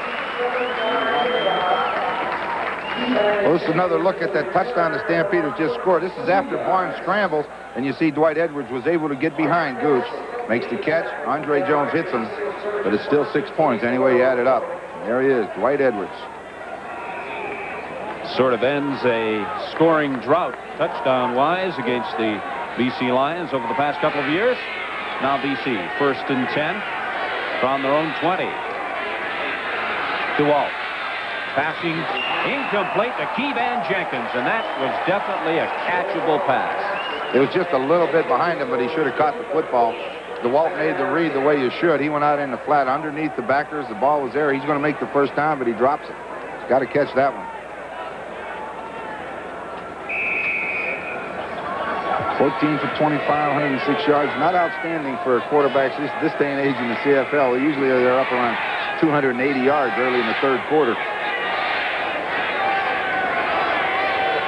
The ball at the Lions 20. DeWalt passing complete. John Pankratz depending on where they mark it, looks like the Lions have the first down. That's Randy Ambrosi, the second round, or the second pick in last year's Canadian Football League draft. 6'4", 250 pounds. He was the second player selected. Benjamin was selected by Ottawa, then Randy Ambrosi from Manitoba. University of Manitoba, second pick. And starting, he's had the opportunity to block Hebler and Parker today. He'll learn how to play. Gain of 12 on that last play makes it 1st and 10 for the Lions. A pass to Murph Fernandez. Stopped after a pickup of a yard or two. Mel Jenkins in to make the tackle, and to make an open field tackle on Murph Fernandez, you've got to be pretty sharp, pretty sure of yourself. Well, you know, most teams in the CFL are all going to that real quick pass to that wide receiver and then trying to get him a blocker or two, and all the corners now are getting smart. When they see that ball, that quarterback cocked the arm, they're coming up. And that time he was able to get there before Fernandez could really hit his team up. 2nd and 7 Lions.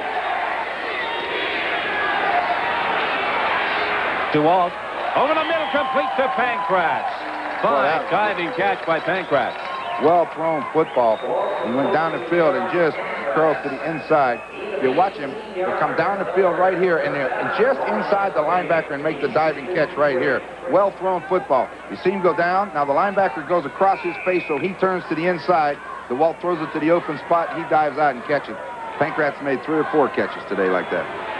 Pickup of 22, 1st and 10 for the Lions. DeWalt under pressure. Steve Wilburn getting in to drop Roy DeWalt. Well, when you see those two backs, and I mean John Henry White and Keevan Jenkins are the backs, they went to the wide side of the field, and when the quarterback goes away from that and comes out here, he doesn't have any blocking. So it's a short throw.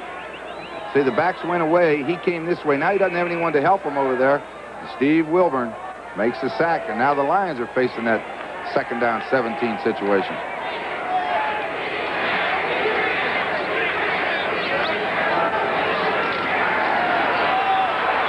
DeWalt intending that for Sandusky. The pass was complete, but it was out of bounds. He made the reception about a half a step out of bounds. So that will bring on Louis Pasaglia and the punting team of the BC Lions with a 3rd and 18 situation. 7:37 remaining to play in the 3rd quarter. BC in front, 22-8.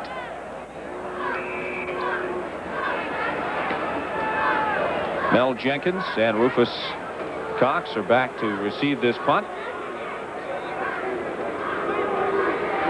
Standing at their own 15-yard line.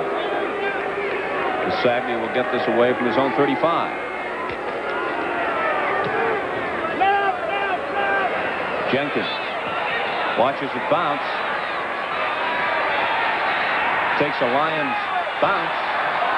Flags go down. Cox falls on the loose ball. Calgary have possession. We'll have to wait and see what the penalty is all about.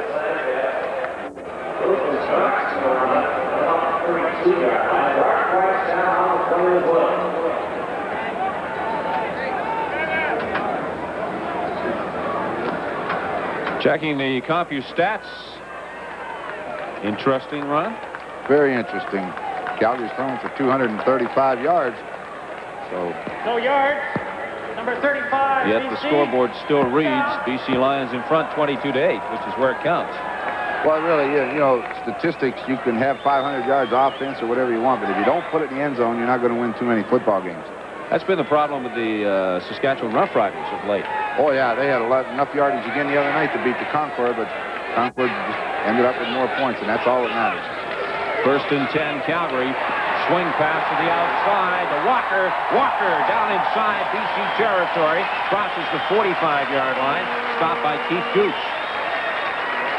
He's still going to stay with that hurry-up offense. Just a little swing pass to Walker, and then he evades the tackler of Andre Jones. That's all he had to do. Good back to beat a linebacker in open field most of the time. Well, the hurry-up offense was very effective on the last scoring drive for the Calgary Stampeders. See if it'll work again. Barnes to Feger. Feger cuts it up inside. Gets down inside the 30-yard line. You know, Steve, yesterday, Tim Cowan, you see him warming up. I don't know if he's coming in or not, but yesterday Steve Baratta this is what he was anticipating happening. He could see them moving the football against the Lions. The first half it didn't work, but late in the second quarter, they made a couple first downs, and then in the third quarter, things are going for them, and this is what he wanted to see. 1st and 10, Stampeders from the Lions 29. Barnes, lots of time, lots of open space. Running for daylight now, runs out of bounds. Mel Bird pushing Joe Barnes out of bounds, but not until he picked up 6 yards. Well, the good thing that the BC Lion defenders did there, when Joe Barnes was outside free, they didn't leave their man and come up. They made him run with the football. And I remember last week at a press conference when Don Matthews was saying that's what they're being taught to do. Because if they come up, he'll throw it over their head. 5:39 to play. BC lead 22-8. 2nd and 5 situation. Facing the Stamps. Barnes passes complete. Good for the first down. Barrett with the reception.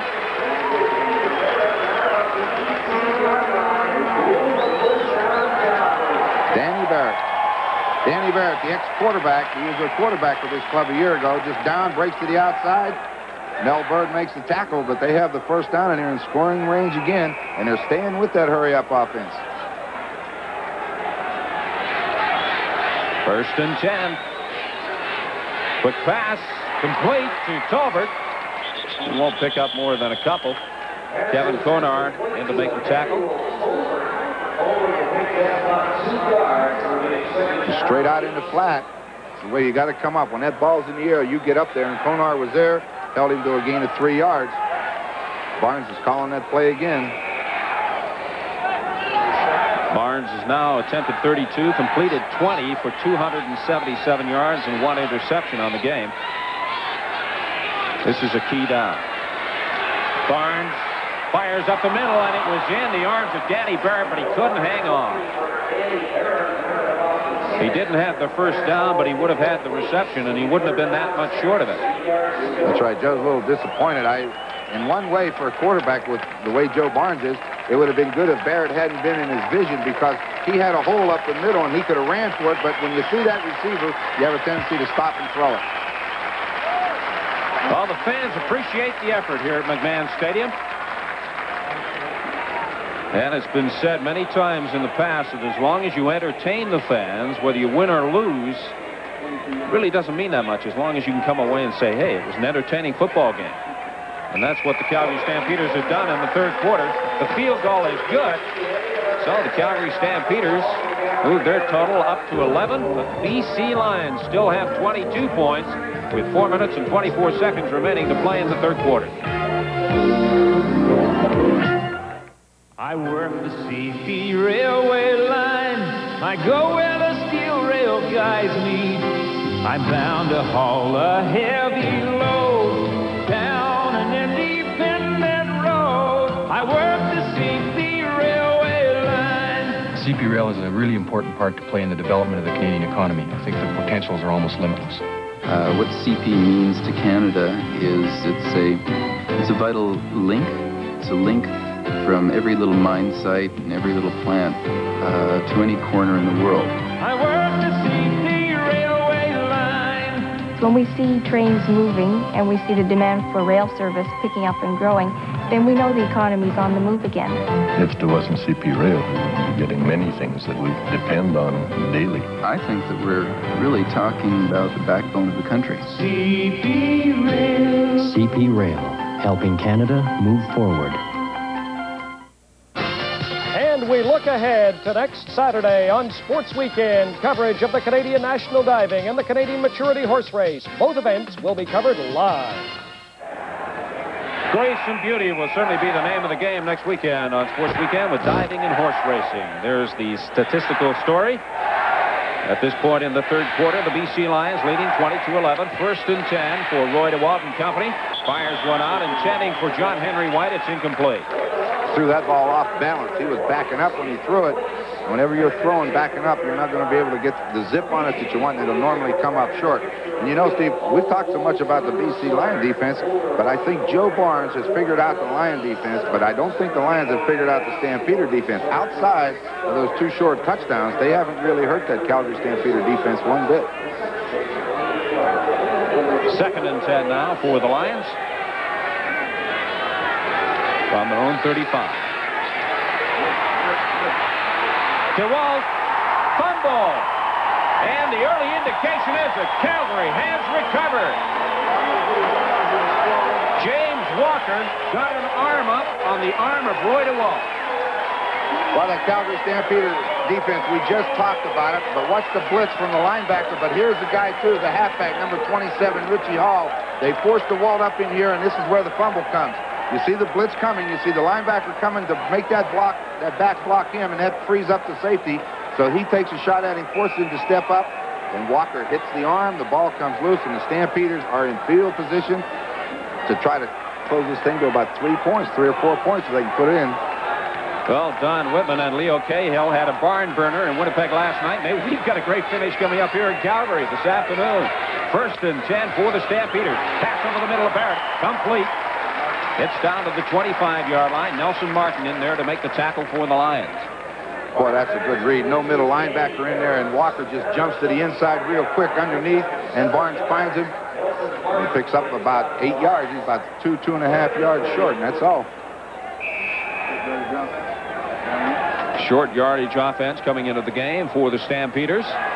2nd and 3. 3:03 remaining to play in the third quarter. BC in front by 11, 22-11.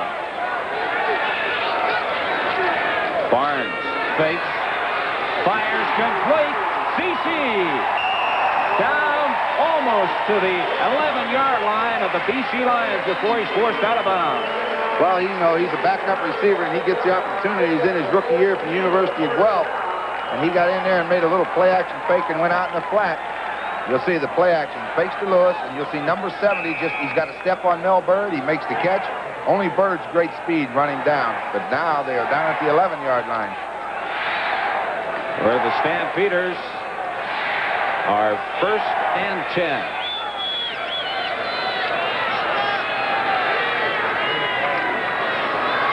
Barnes putting it up for Barrett. Was in and out of his arms. He tried to take it over his shoulder. A difficult pass to try and take. Good coverage from Andre Jones, but certainly it could have been caught, I think. If he makes that catch, it's a great catch, because he was looking over his right shoulder, the ball went over his left, and he tried to look right back over his head, and that's the most difficult place for anybody to catch something right over top of their head. You're right, it would have been spectacular, but much needed by the Calgary Stampeders. 2nd and 10 for Calgary from the Lions' 11-yard line.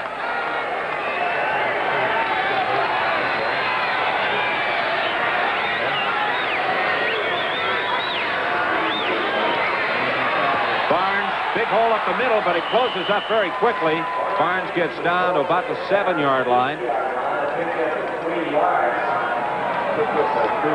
Cruz and Parker in there to make the stop. Well, Coach Brado's a little more involved in the game, a little happier right now.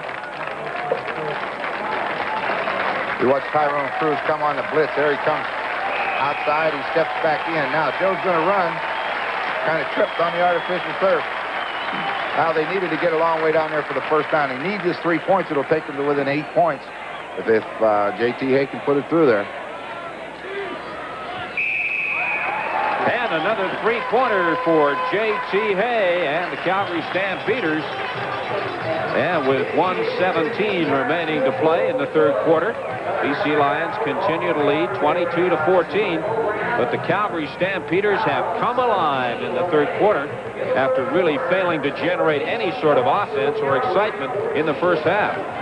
Well, you know, their offense hadn't done anything, but their defense had played well, and that kept them in there until the offense got on track. And right now, they are on track.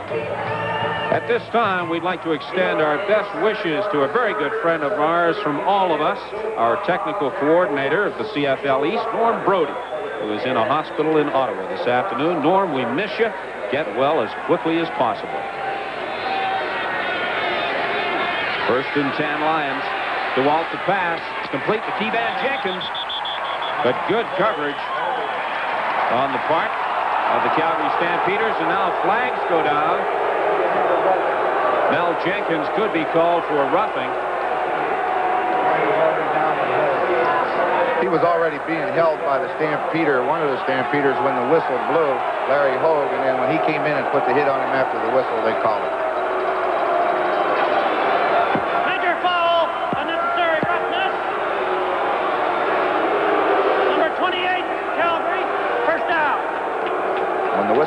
you have to stop.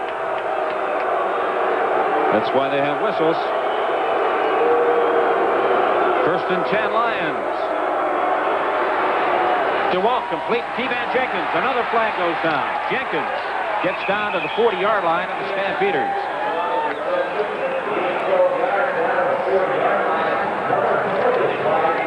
Well, we're going to see the pass rush right here.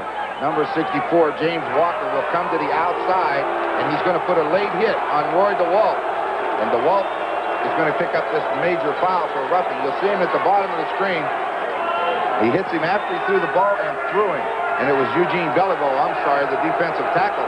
He came in, and the ball was clearly gone, and the referee was standing there, and immediately he threw the flag. So far, 2 penalties have given him great field position.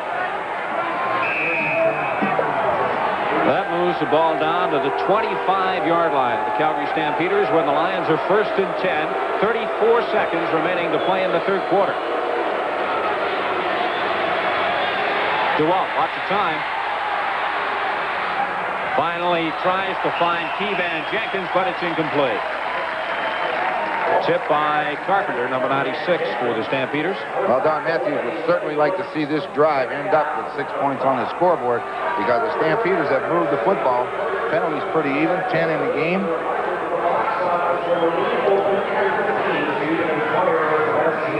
Steve Rattle has to feel a little bit better seeing his team come alive here in the 3rd quarter.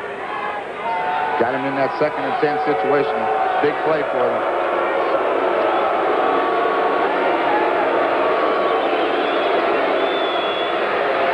DeWalt dumps it to John Henry White. John Henry White gets down inside the 15-yard line, but again, another flag goes down on the far sidelines. And the indication is holding perhaps.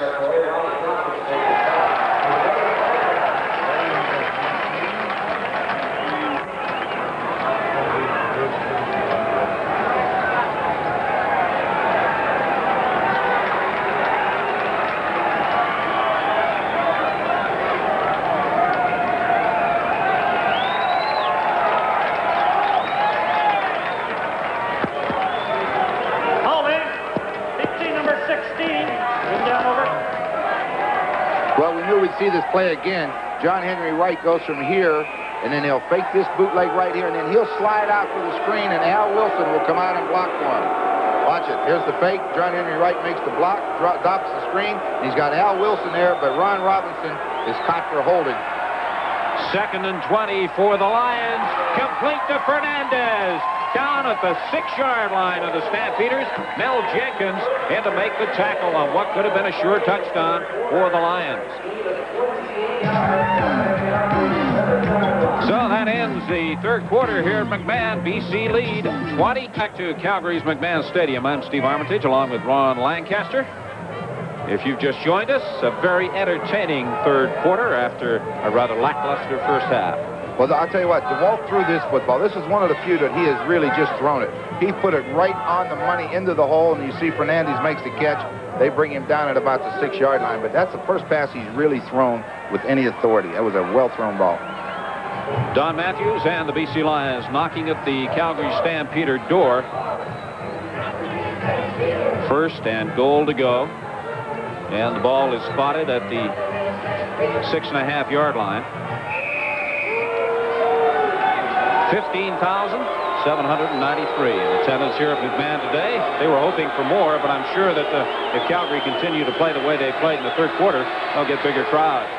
DeWalt puts it up. Touchdown! Fernandez just laid it in there perfectly. I thought for sure when he threw the football it was too far, but the speed and the reach that Merv Fernandez had, he made it look pretty easy. He just reached up there and grabbed it like it was supposed to be.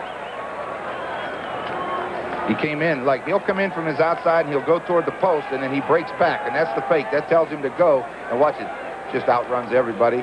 Nice and easy. He makes it look easy.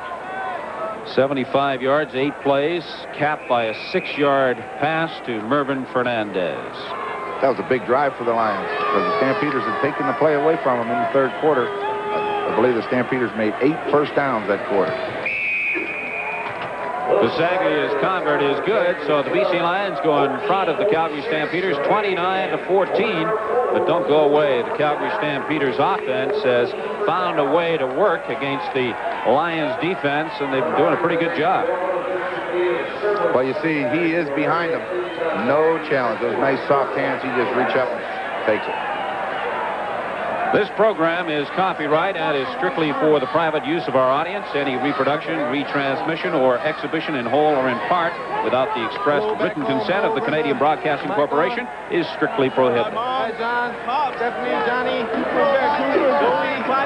was down on the field with you, Stephen. We were down there before the game, and those guys were out running around catching passes in the heat. I couldn't believe it. I thought they'd be in the shade, but didn't seem to bother them. Fernandez must have been catching passes for about 20 minutes, hadn't even broken a sweat. We'd broken one standing there.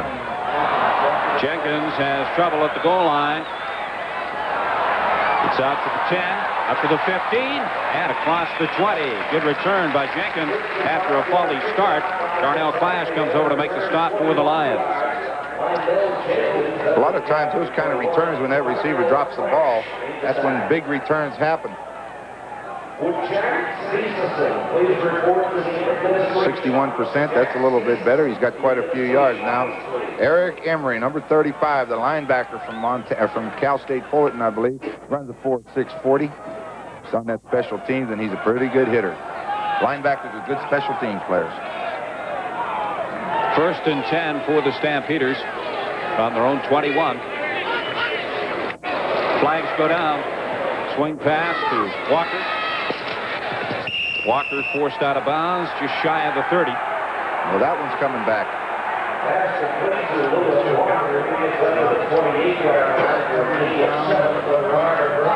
Nick Hebler on the field for the BC Lions.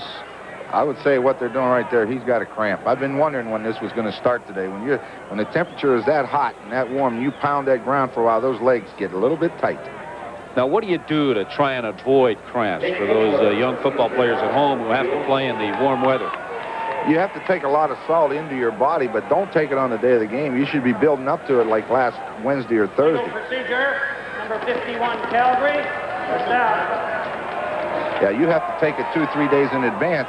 You throw it, a lot of times if you take too much salt on the day of the game, it can make you sick, especially if it's hot. Potassium, salt, stuff like that will help you. But you can still get them. If you lose a lot of liquid and do a lot of sweating in hot weather, you can still get cramps. But I knew as soon as they grabbed his foot what that one was. Thank you, Dr. Lancaster. Cheerleaders finally got something to cheer about here at McMahon Stadium. Stampeders have come alive in the 3rd quarter. Let's hope they can keep it going in the 4th quarter. If and when Mr. Lancaster and I make the odd mistake spotting, you can blame it on this gentleman. Art Gart's been around since they invented the game in 1895. Right? You bet. That was his first game. And he hasn't made a mistake since. Does a great job for us. Keeps us on top of all the plays, identifying players. He tells me he's president of the Spotters Association. Is that right? Yeah, I think he's got one vice president. That's right. Mo Simovich. Yeah. 1st and 15 for Calgary from their own 16.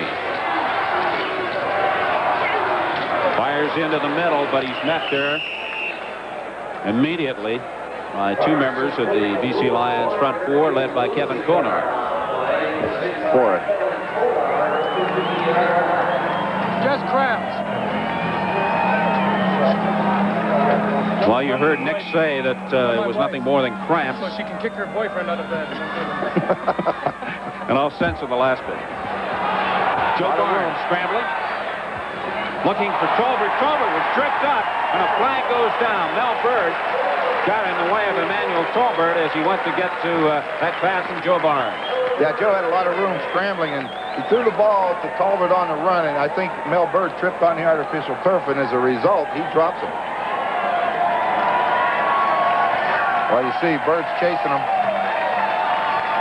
They tripped one another, but I do think Tolbert could have caught the football. It's a good call.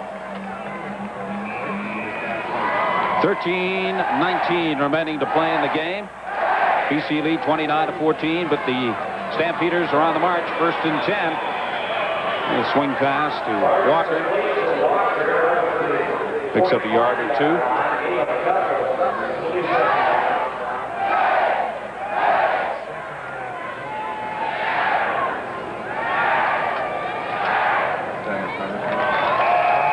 Joe Barnes has now attempted 38 passes, completed 24 for 299 yards and one interception.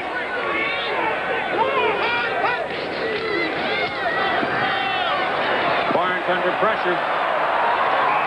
He gets away from two, but he can't get away from James Quick Parker. Always dangerous whenever he gets into the offensive backfield. They forced Barnes to turn and go back the other way, and when he did, he couldn't go anywhere there, and Parker was coming right up the middle and sacked him. That's 6 sacks today for those Lions. They had 14 coming in. It's now 20. And I wonder if Parker is suffering from the same problem that Nick Hebler has, and that is cramps.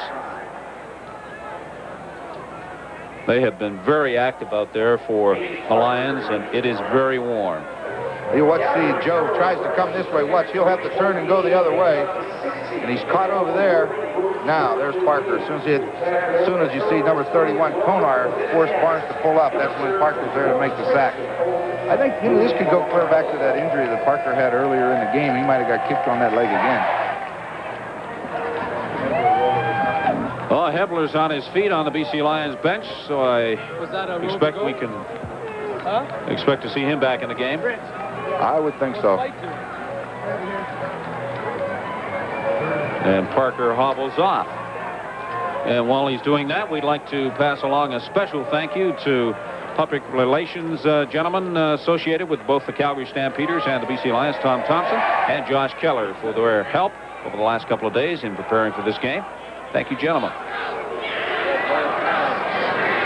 3rd and 20, a punting situation for the Stampeders.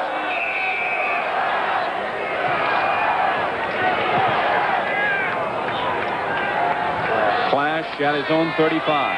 Better be careful over here. Clash with that little move. Gets down inside the 50-yard line of the Calgary Stampeders, but a flag goes down. So with 12:20 to play, BC continue to lead 29-14. As the weather heats up, it's comforting to know that this Ford Tempo can be made to feel as cool as this Ford Tempo. Now get air conditioning at no extra cost on selected models of specially equipped Ford Tempos. A neat switch for the hottest selling compact car in Canada. Ford Tempo, now with 9.9% financing, as well as air conditioning at no extra cost. That's cool. Have you driven the best-built North American cars? Have you driven a Ford lately? CFL 85, and 1 week from today, we'll be in the nation's capital. The Rough Riders home to the Calgary Stampeders at 1:30 Eastern.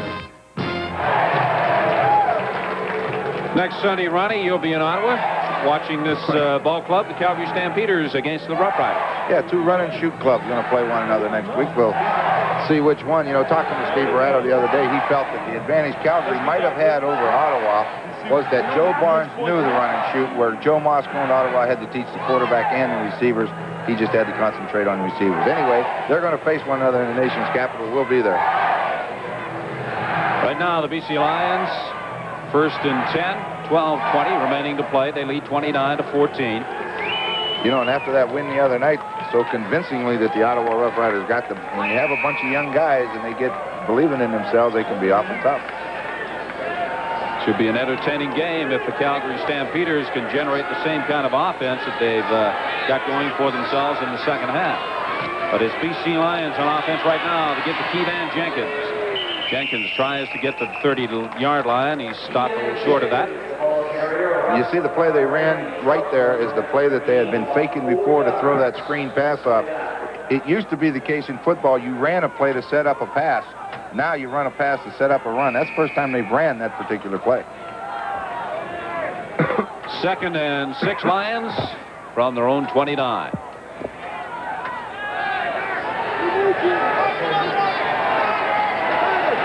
DeWalt under pressure early, throws it out of bounds, intending it for John Pankratz. Calgary had the rush coming that time. Boy, they sure did. Morrison and Larry Hogue, the inside safety, were both coming, and DeWalt didn't have a chance.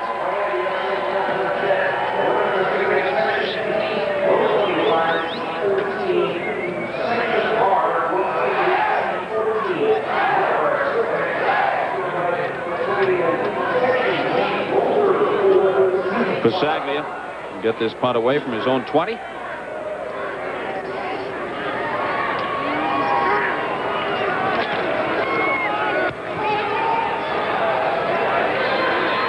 Taken by Cox inside his own 35. He trips up by himself and then gets out across the 35 at about the 38-yard line before he's finally stopped.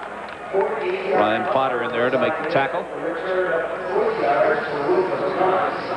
So with 11 minutes and 5 seconds remaining to play in the game, Calgary down 29-14. Can they continue to generate offense that they got going in the third quarter? Well, they're only 15 down with a lot of time. Last night, if you were watching that game last night, Huffnagel and the Winnipeg Blue Bombers put a few points on the board late. So, you know, you have a lot of time left. It's just that he's got to, you know, get things going again, get a drive together. Barnes pumps once, intended that for Walker. But Walker went down. He was going to fake that little slant in pattern to Cox and try to get Lewis Walker going downfield deep, but whether he was knocked down or tripped, either way, he was on the ground when the ball went by him. James Parker doing a little work, taping his ankle right over the shoe. All right, Joe, this is designed to be thrown quick. The pump, now he should be gone. Now by the time he lets it go, takes a pretty good shot. There's that big guy in there, Napier-Kowski. There was a little nudge. Little nudge. Hey, quarterbacks go down at those little nudges. 2nd and 10, Calgary. Barnes fires complete to Cox. Cox took it at the 46, knocked back to the 45. Darnell Clash in to make the tackle for the Lions.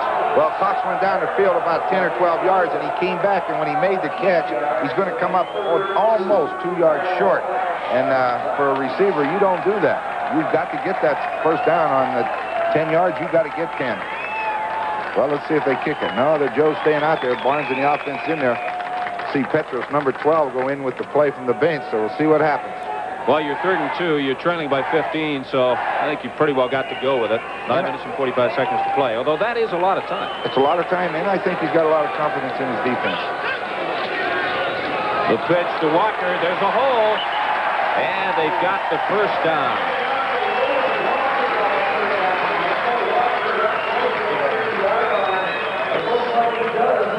Boy, that was a big hole.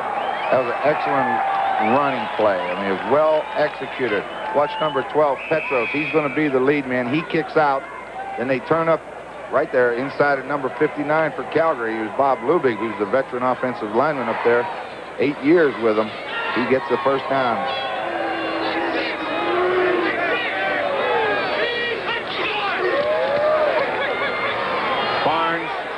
Passing, intending it for Dwight Edwards, but it was over the head of Keith Gooch, the defender. He tried to hit. Edwards went down the field and was going to run a curl, and then he was going to go. And Joe threw it deep, but Dwight didn't give a very good fake on it, and Gooch didn't go for it. Had him covered all the way. You know, when you're going to run any pattern like that, you've got to fool the defensive back. And the only way you can fool him is to run the pattern properly, and he didn't do it. 2nd and 10, Calgary. Barnes brought down. Again, the BC Lions front four doing their job. Rick Klassen and Nick Hebler getting in to put the stop on Joe Barnes. Well, what can we say? Nick Hebler's played well the entire day, and him and Klassen, that front four has done a great job for him all year. No reason to stop now. You know they're getting a little warm. Those helmets are coming off awful fast.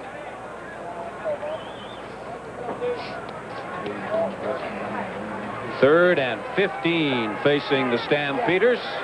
An obvious punting situation.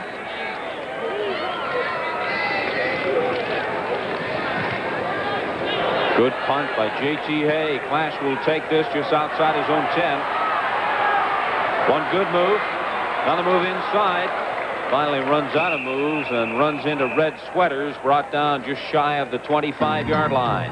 8:12 remaining to play in the game here in Calgary. The Stampeders trailing the BC Lions by a score of 29-14. Your dreams for the future are important. Share yours with Transamerica Life. What's your dream, Simon Scott? I'd say financial stability. I want to know my family. The CFL, of course, will have the first televised game for you on Thursday night. The Bombers at Commonwealth Stadium in Edmonton, and that should be an interesting one. Of course, our second televised game will be Calgary at Ottawa. 1st and 10 for the BC Lions.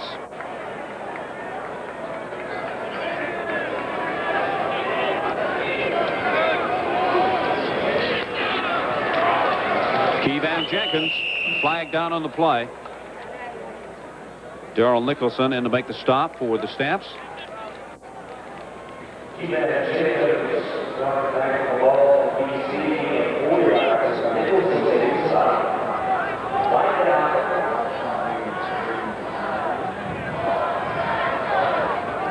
Legal procedure. BC no end. Decline. 2nd down. No wonder they didn't have an end on that side of the field. All the receivers who were on our side of the field, I was counting them. I wondered what happened, but there was no one on the other side at all. And you have to have an eligible pass receiver on the line of scrimmage. And the first guy that referee saw was the tackle, and he's ineligible. Head coach Don Matthews didn't seem too overly concerned about it.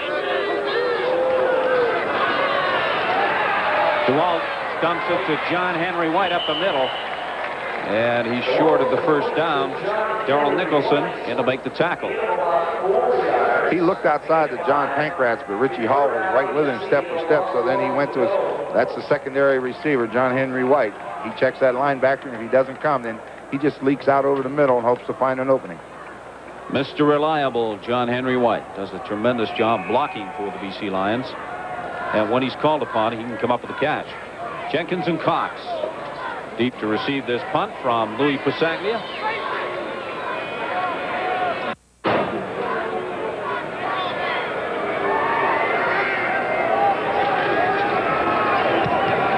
Boy, that's pretty. Great punt. Jenkins misplays it. Bouncing around out of bounds. It goes out of bounds at the 7. So the Calgary Stampeders will have less than desirable field position when they scrimmage 1st and 10. That was a pretty punt by Pasaglia. That 69-yarder he just hit was a tighter spiral than a lot of quarterbacks for us. He is averaging just over 50 yards a punt this afternoon. Well, I think he's coming on. The legs are starting to feel better now. Early in the year, he was having a little problem with his hamstrings, and I think it must be straightened out because he sure is hitting them. A 10-year veteran, a graduate of SFU. And he can also pass. He was a quarterback in college. And he was a pretty good one. Yeah, he was. I watched him play on film when he was Simon Fraser. 1st and 10, Calgary. From their own 7. Barnes wants to go long. Roberts open. And at the last second, Kevin Konar got over there and knocked it down. Well, that's that play Steve was telling us about. Coach Ratto was telling about before the game. If there was ever a chance that he could get Emmanuel Talbot man-on-man with a linebacker, he could outrun him. And you see he got behind Konar, and at the last minute, Konar turned and hit the ball. But, well, you know, no linebacker should run with Emmanuel Talbot. He's awful fast, and Konar played that about as well as he can. And he was beat and still knocked it down. Especially at this stage in the ball game, it being so very warm out there. 2nd and 10 for Calgary. Barnes in trouble. And he's dropped at the 2-yard line. He ends up back in the end zone, but they marked that he was brought down at the 2. Mike Gray, number 77 of the Lions, getting in there to put the stop on Barnes. Well, it looked like a meeting at the quarterback. I saw 3 white jerseys all hit Joe Barnes at once. I know the first guy to hit him was 77 Gray, but I think Klassen and Hebler also arrived. We'll get a good look at it. Mike Gray is a defensive tackle. Big man comes up the middle. He'll be the first one there. 1. There's Klassen.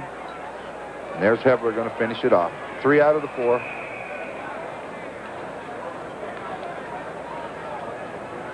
Michael Gray, one of the big stories for the BC Lions so far this season. J.T. Hay punting from deep inside his own end zone. It's a low punt away. Taken by Clash.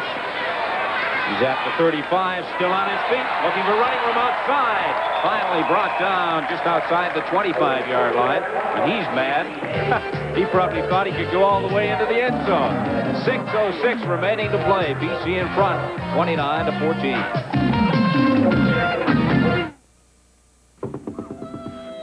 Joyce. No way, Uncle. But it's your wedding day. And what did my millionaire uncle get me? A super lotto ticket. They're in front by 15, and they're threatening to make it more.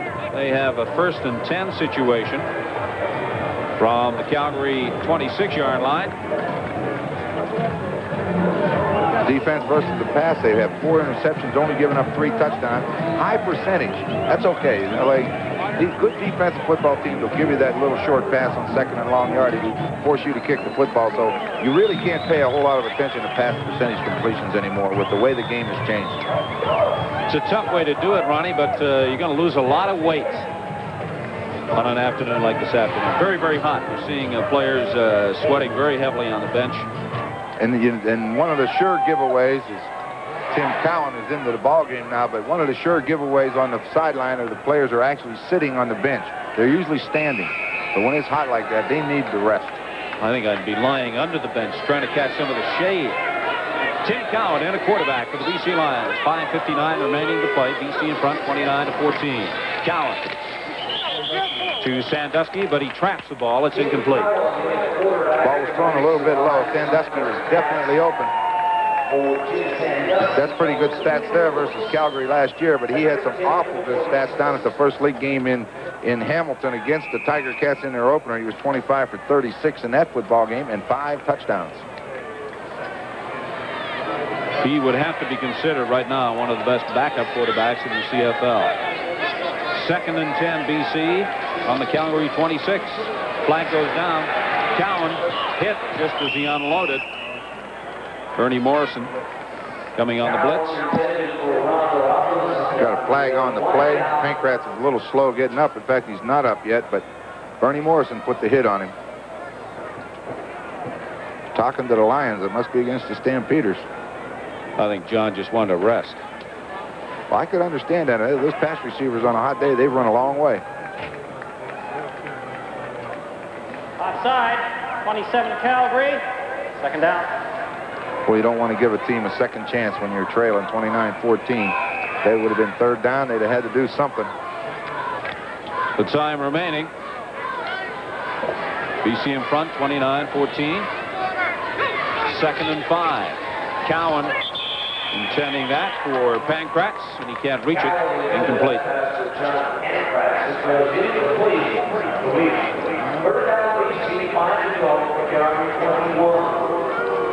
That's Roy DeWalt under the towel. And that brings on Louis Pasaglia, who will attempt a field goal.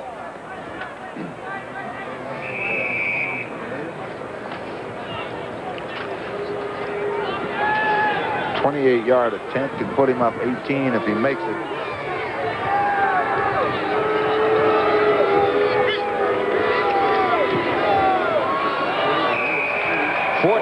Point of the ball game for Louis Pasaglia, and the BC Lions go in front of Calgary 32-14 with 5:02 remaining to play.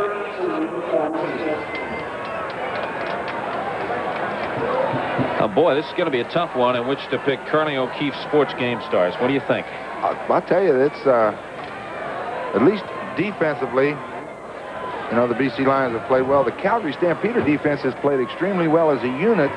But individually, there hasn't been anybody really stand out, and you can't pick 12. I pretty well made my decision defensively, but I'm having trouble offensively. Yeah, that's a problem, too, because it's been the defense has dominated the first half of the game. 1st and 10, Calgary.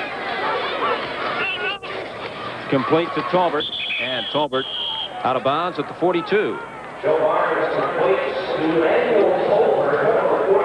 4 minutes and 42 seconds to play. BC in front, 32-14.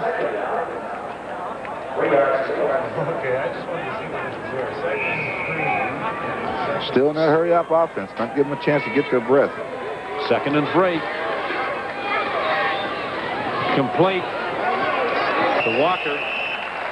And Walker just bulls his way over the 50-yard line.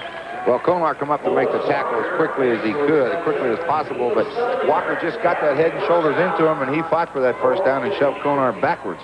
Boy, you like to see that kind of effort this late in the ball game, and you're down 32-14.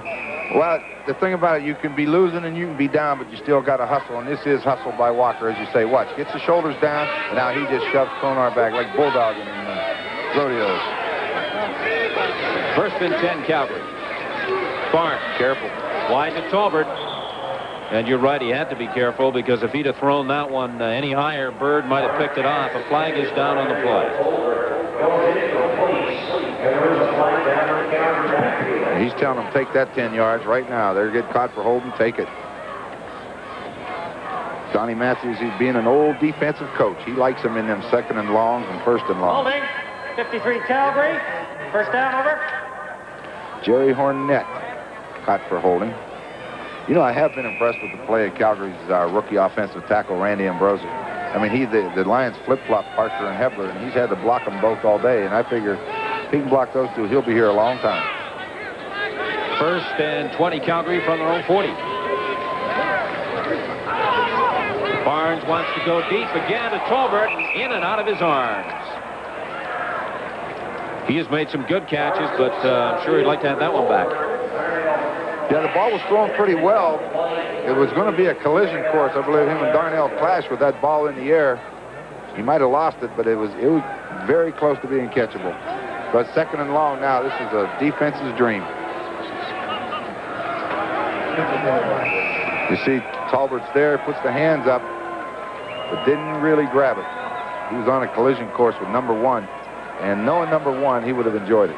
Out of the corner of his eye, he may have seen number 1 coming on like an express train. Yeah, you never know. He might have. Now second and 20. Quick pass to Walker. Walker's going to throw, just lays it up there, looking for Cox, and Cox almost got it. Good effort by Cox, and also an excellent effort by Nelson Martin. He's that rover back in the middle, safety man. His responsibility is don't let anybody deep. And when that ball's in the air, it was in the air about 30 yards. He went over and got that hand on it.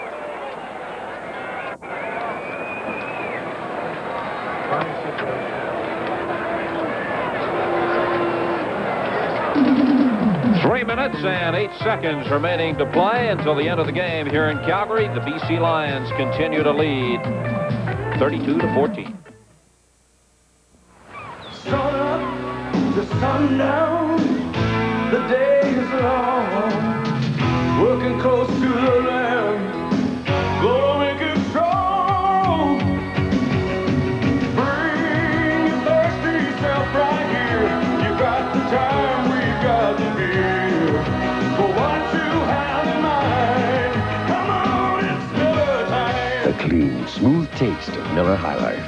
That's Miller time. Hey, what a difference quality makes. Ford's got it, you want it, you rated it great. Let's build cars, trucks, no one else delivers as much.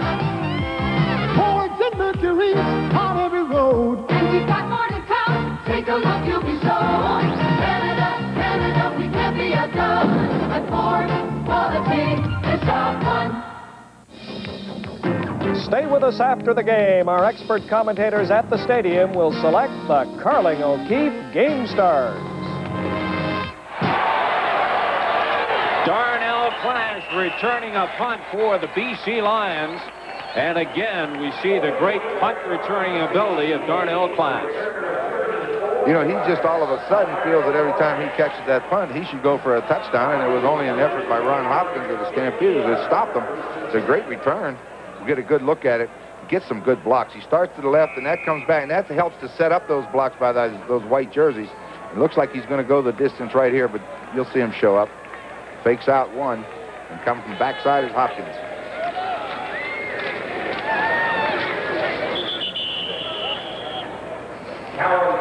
Well, Cowan just throws that real quick screen out there to Fernandez to hope he can break a couple tackles, and he was able to pick up just about 3 yards with it.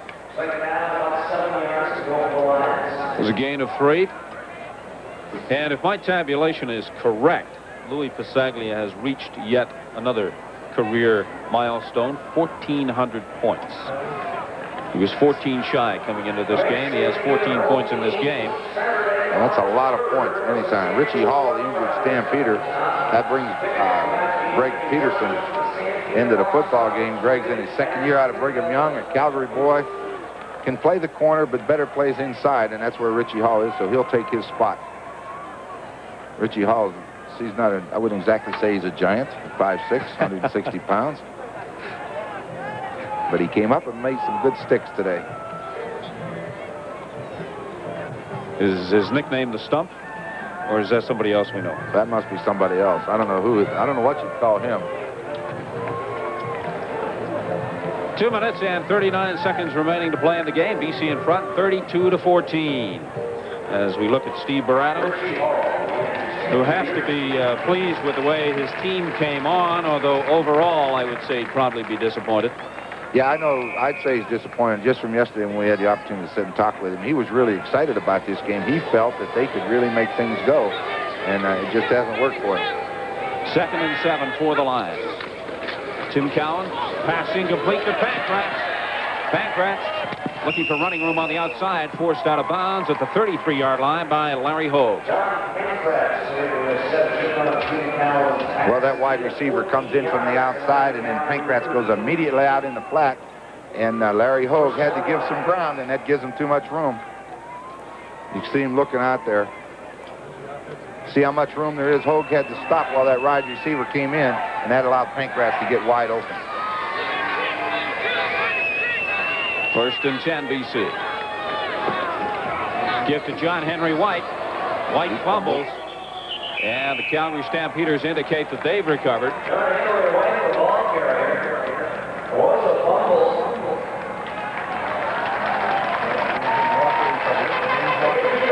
James Walker recovering the ball for the Calgary Stampeders. So they'll be 1st and 10 and a chance to perhaps close the gap a bit. Well, it's just a little drop play. Watch John Henry. He starts back up into the traffic.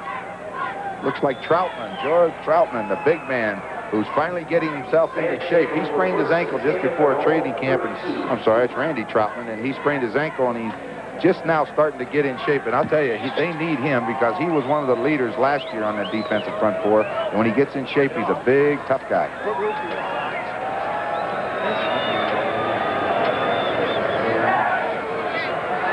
2:16 to play. 1st and 10, Calgary from their own 31.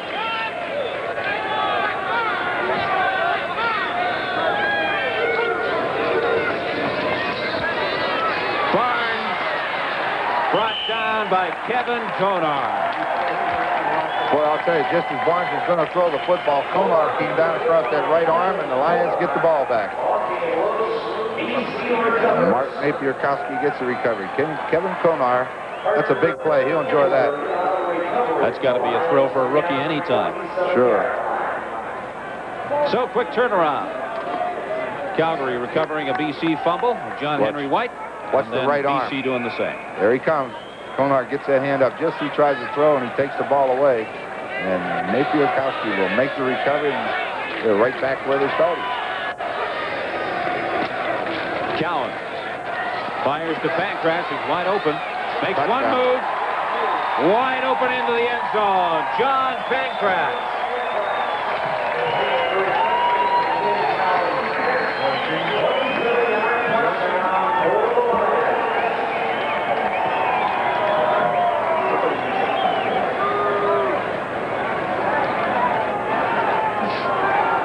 All right, we'll see him. That's the same pattern the other way. Sandusky comes in and gets in the way of the defensive back. Pankratz makes it. Watch this move right here. One fake. Get the round Hall. Good block by Sandusky, and you're not going to get him now. He'll just jog into the end zone. One play, 27 yards, and it was Cowan to Pankratz for the touchdown. Louis Pasaglia's convert attempt is good. So the BC Lions increase their margin, 39-14. Well, we get to look at it from the quarterback's perspective. He sees him wide open. All he does is get him the ball. Watch the move he puts on Richie Hall. Gives him the fake. Outside now, the good block. Made it look easy, didn't he?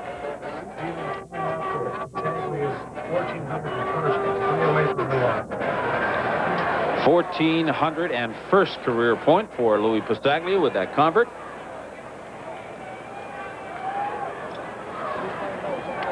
And it's a happy BC Lions bench, and well, they should be. Well on their way to their third straight victory of the young CFL season.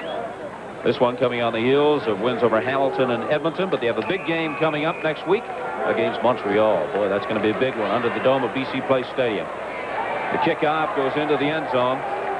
Dwight Edwards watches the ball roll around, and this time allows it to go through the end zone. He was listening to you last time, Ronnie. He was also looking for Mark DeBreeze coming down there because that is a free ball, and if they can get to it first, it's a touchdown, and he was keeping his eyes open for them.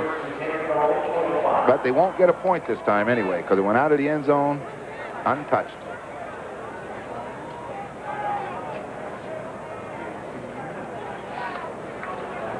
Well, Barnes is still in there, 39-14. Started out slow, but 39 points is an awful lot to score in a day. They'll be happy with that. It'll be a nice ride home.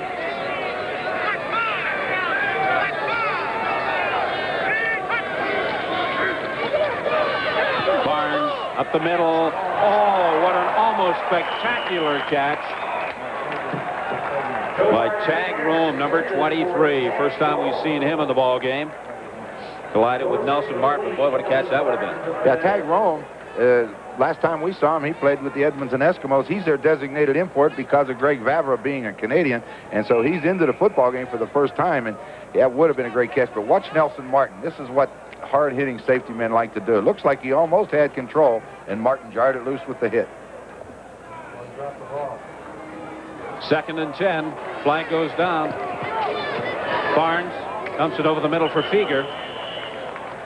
I would think this will be a procedure penalty against number 3, Rufus Cox.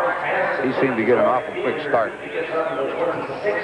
Maybe he figures that's the only way to get behind that secondary of the BC Lions. And he did that time, too, but Joe never looked his way, and then when he did finally look back, he didn't have time.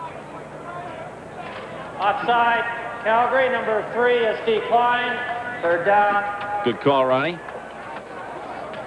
Well, I know it wasn't hard to see when the ball was snapped. He was already 5 yards down the field. Minute and 50 seconds remaining to play, as you can see. BC in front, 39-14. 3rd and 10 situation for Calgary. J.T. Hay, high punt. Sandusky at the 50, looking for running room on the outside. Being pursued by Jenkins, finally forced out of bounds. At the midfield stripe, where the BC Lions will scrimmage 1st and 10 and have a chance to perhaps increase their lead. I would think with 1:29 left on the clock, 1st down, they'll run the football, and if they're in a position, they'll run it again. Nothing would please them more than to see a couple 1st downs and watch the time go and go home with the victory, 39-14. They were accused of running up the score in their 42-8 win over Hamilton, an accusation that was hotly contested by the BC Lions. Well, name of the game is score. Pitch to John Henry. And he gets to the Calgary 50-yard line. John Henry, white football carrier, gain of about 5 yards. 2nd and 5. What do you think? Are we going to throw it or are we going to run it? James Quick Parker. You know what he's saying? He doesn't care what they do as long as they get the 1st down and he doesn't have to go back out on the field. He certainly would have to be in consideration for our Carling O'Keefe Sports Game star on the defense. But there are so many along that front 4 of the BC Lions that have played so well. They have an injury on the field. Calgary Stampeders down, and it's a cramp.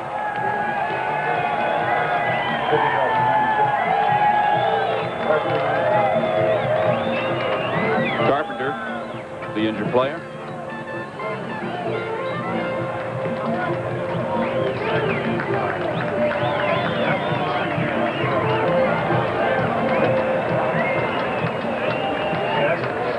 Well, 2nd and 5. Let's just see what he does. I would say he's either going to run it or he's going to throw that real quick one to Pankratz out in the flat again. you like it, I got to run in a pass. He's not going to kick it. Here it comes. Cowan, right sideline, DeBrees. And DeBrees gets down inside the 35-yard line of Calgary. Well, I thought Pankratz was still in the ball game, but that would have been him. Right out in the flat. It's a nice, safe pass. If he's covered, he could have thrown it up in the stands and not worry about it. Mark DeBrees happy to get in there to get some playing time. The clock is running, less than a minute to play. They ought to be able to kill it. They ought to be able to kill 55 seconds now.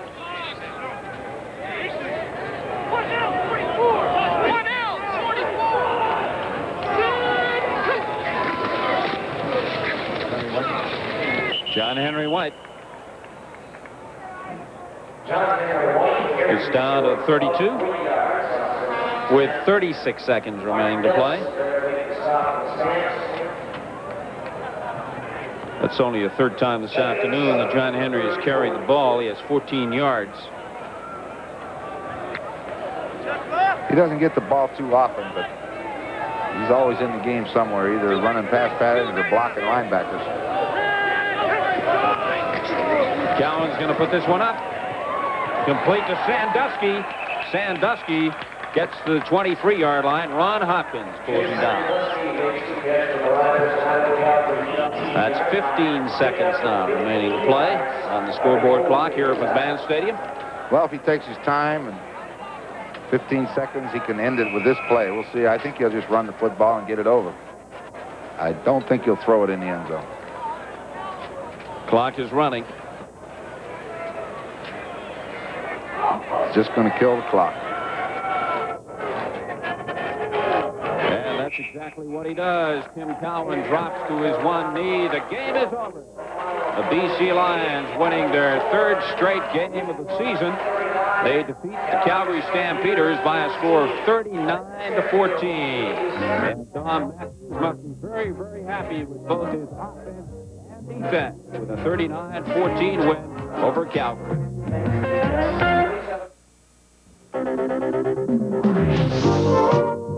Petro-Canada is energy.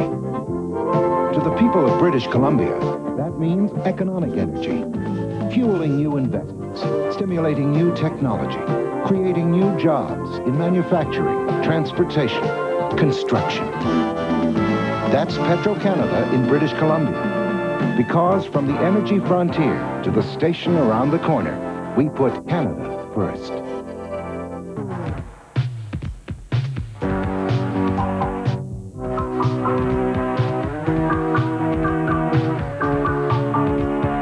O'Keefe's Extra Old Stock, great new case. You can now get aluminum cans of O'Keefe's Extra Old Stock in new compact 12 and 24 packs. They're easy to handle and easy to store. The convenient way to pick up beer. O'Keefe's Extra Old Stock, great new case. O'Keefe's Extra Old Stock in its great new case. The BC Lions spoiling the home opener of the Calgary Stampeders here at McMahon Stadium on a very warm, sunny afternoon. They win it 39-14. Standing by at field level, the coach of the BC Lions, Don Matthews. Don, congratulations once again on a win. Steve, I appreciate that. That's really tough coming down here in this heat and playing for 60 minutes, but I'm very proud of the guys. They really did a heck of a job. How much of a problem was the heat down there today, Donnie? Well, I think it really is tough on both defenses, Ron, you know, because it really takes a lot more energy to play defense than it does offense, and I think it slowed that pass rush down a little bit on both sides, but I think our guys sucked it up a little bit in the end and got some heat on Barnes.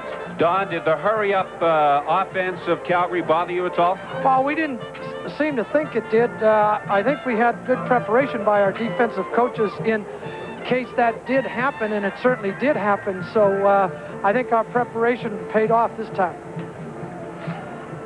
I didn't stump you, did I? No, that wasn't a tough one. I just didn't believe you. That's why I didn't say anything. On your defense, you took a little bit of while offensively to get unwound. Like the first half, you didn't seem to have it going, but you got the touchdowns on the very short runs. But in the second half, did you do anything different in the second half? Well, what we did was we said, hey, you know, these are the zones they're playing. This is the area that they're blitzing in. Let's get to the game plan and let's call the right plays. And I think Roy Dowell really did a great job. after they scored a couple of field goals, he came down with a great march and really threw a strike to Merv on a second and real long yardage to really spark our football team a little bit. Then he came back and threw the touch to Merv. So I think that was really a big part of our game, was that play right there. Don, congratulations once again, and thank you very much for chatting with us. Okay, Steve, I'd like to send my love to Catherine back in Vancouver. Don Matthews, the head coach of the BC Lions, and again, the BC Lions winning here at Calgary this afternoon. And now, the Carling O'Keefe Sports Game Stars. Today's winners will receive a portable stereo system from Citizen Electronics. Chances are someone you know owns a Citizen.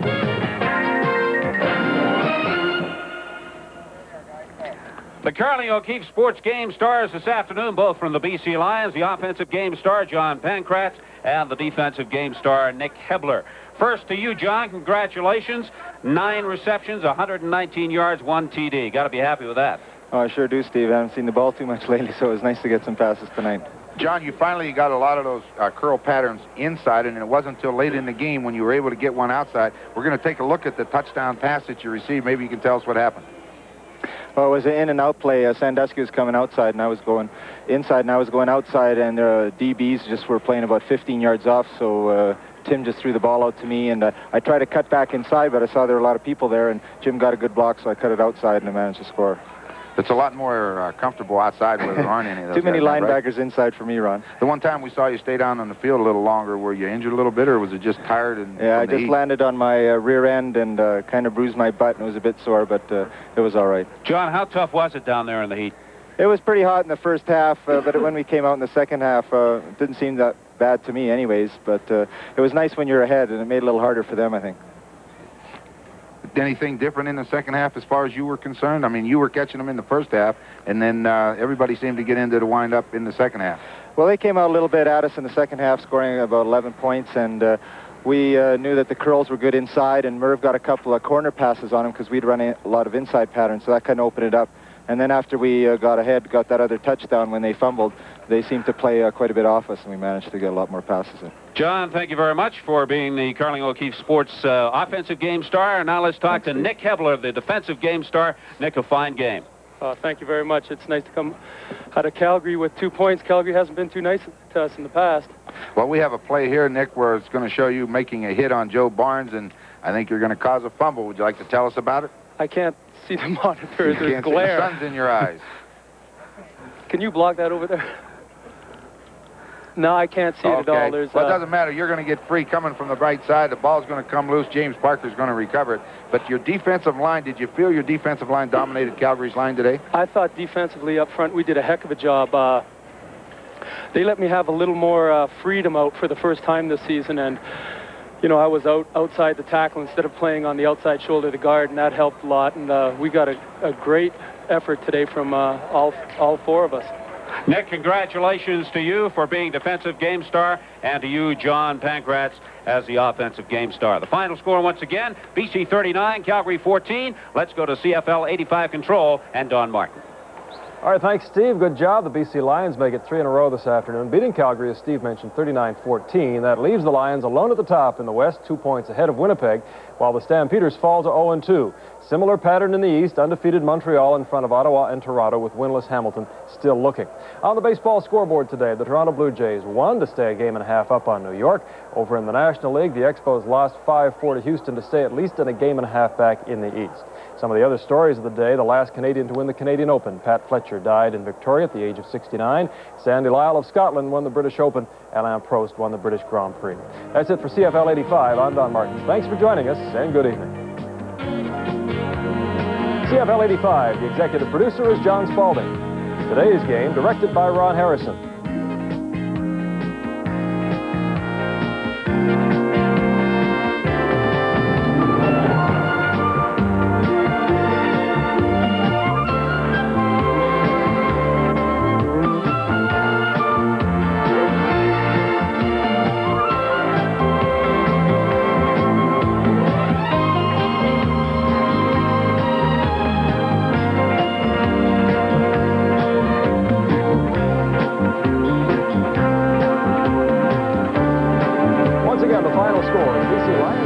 9, the Calgary Stampeders 14. Be sure to be with us.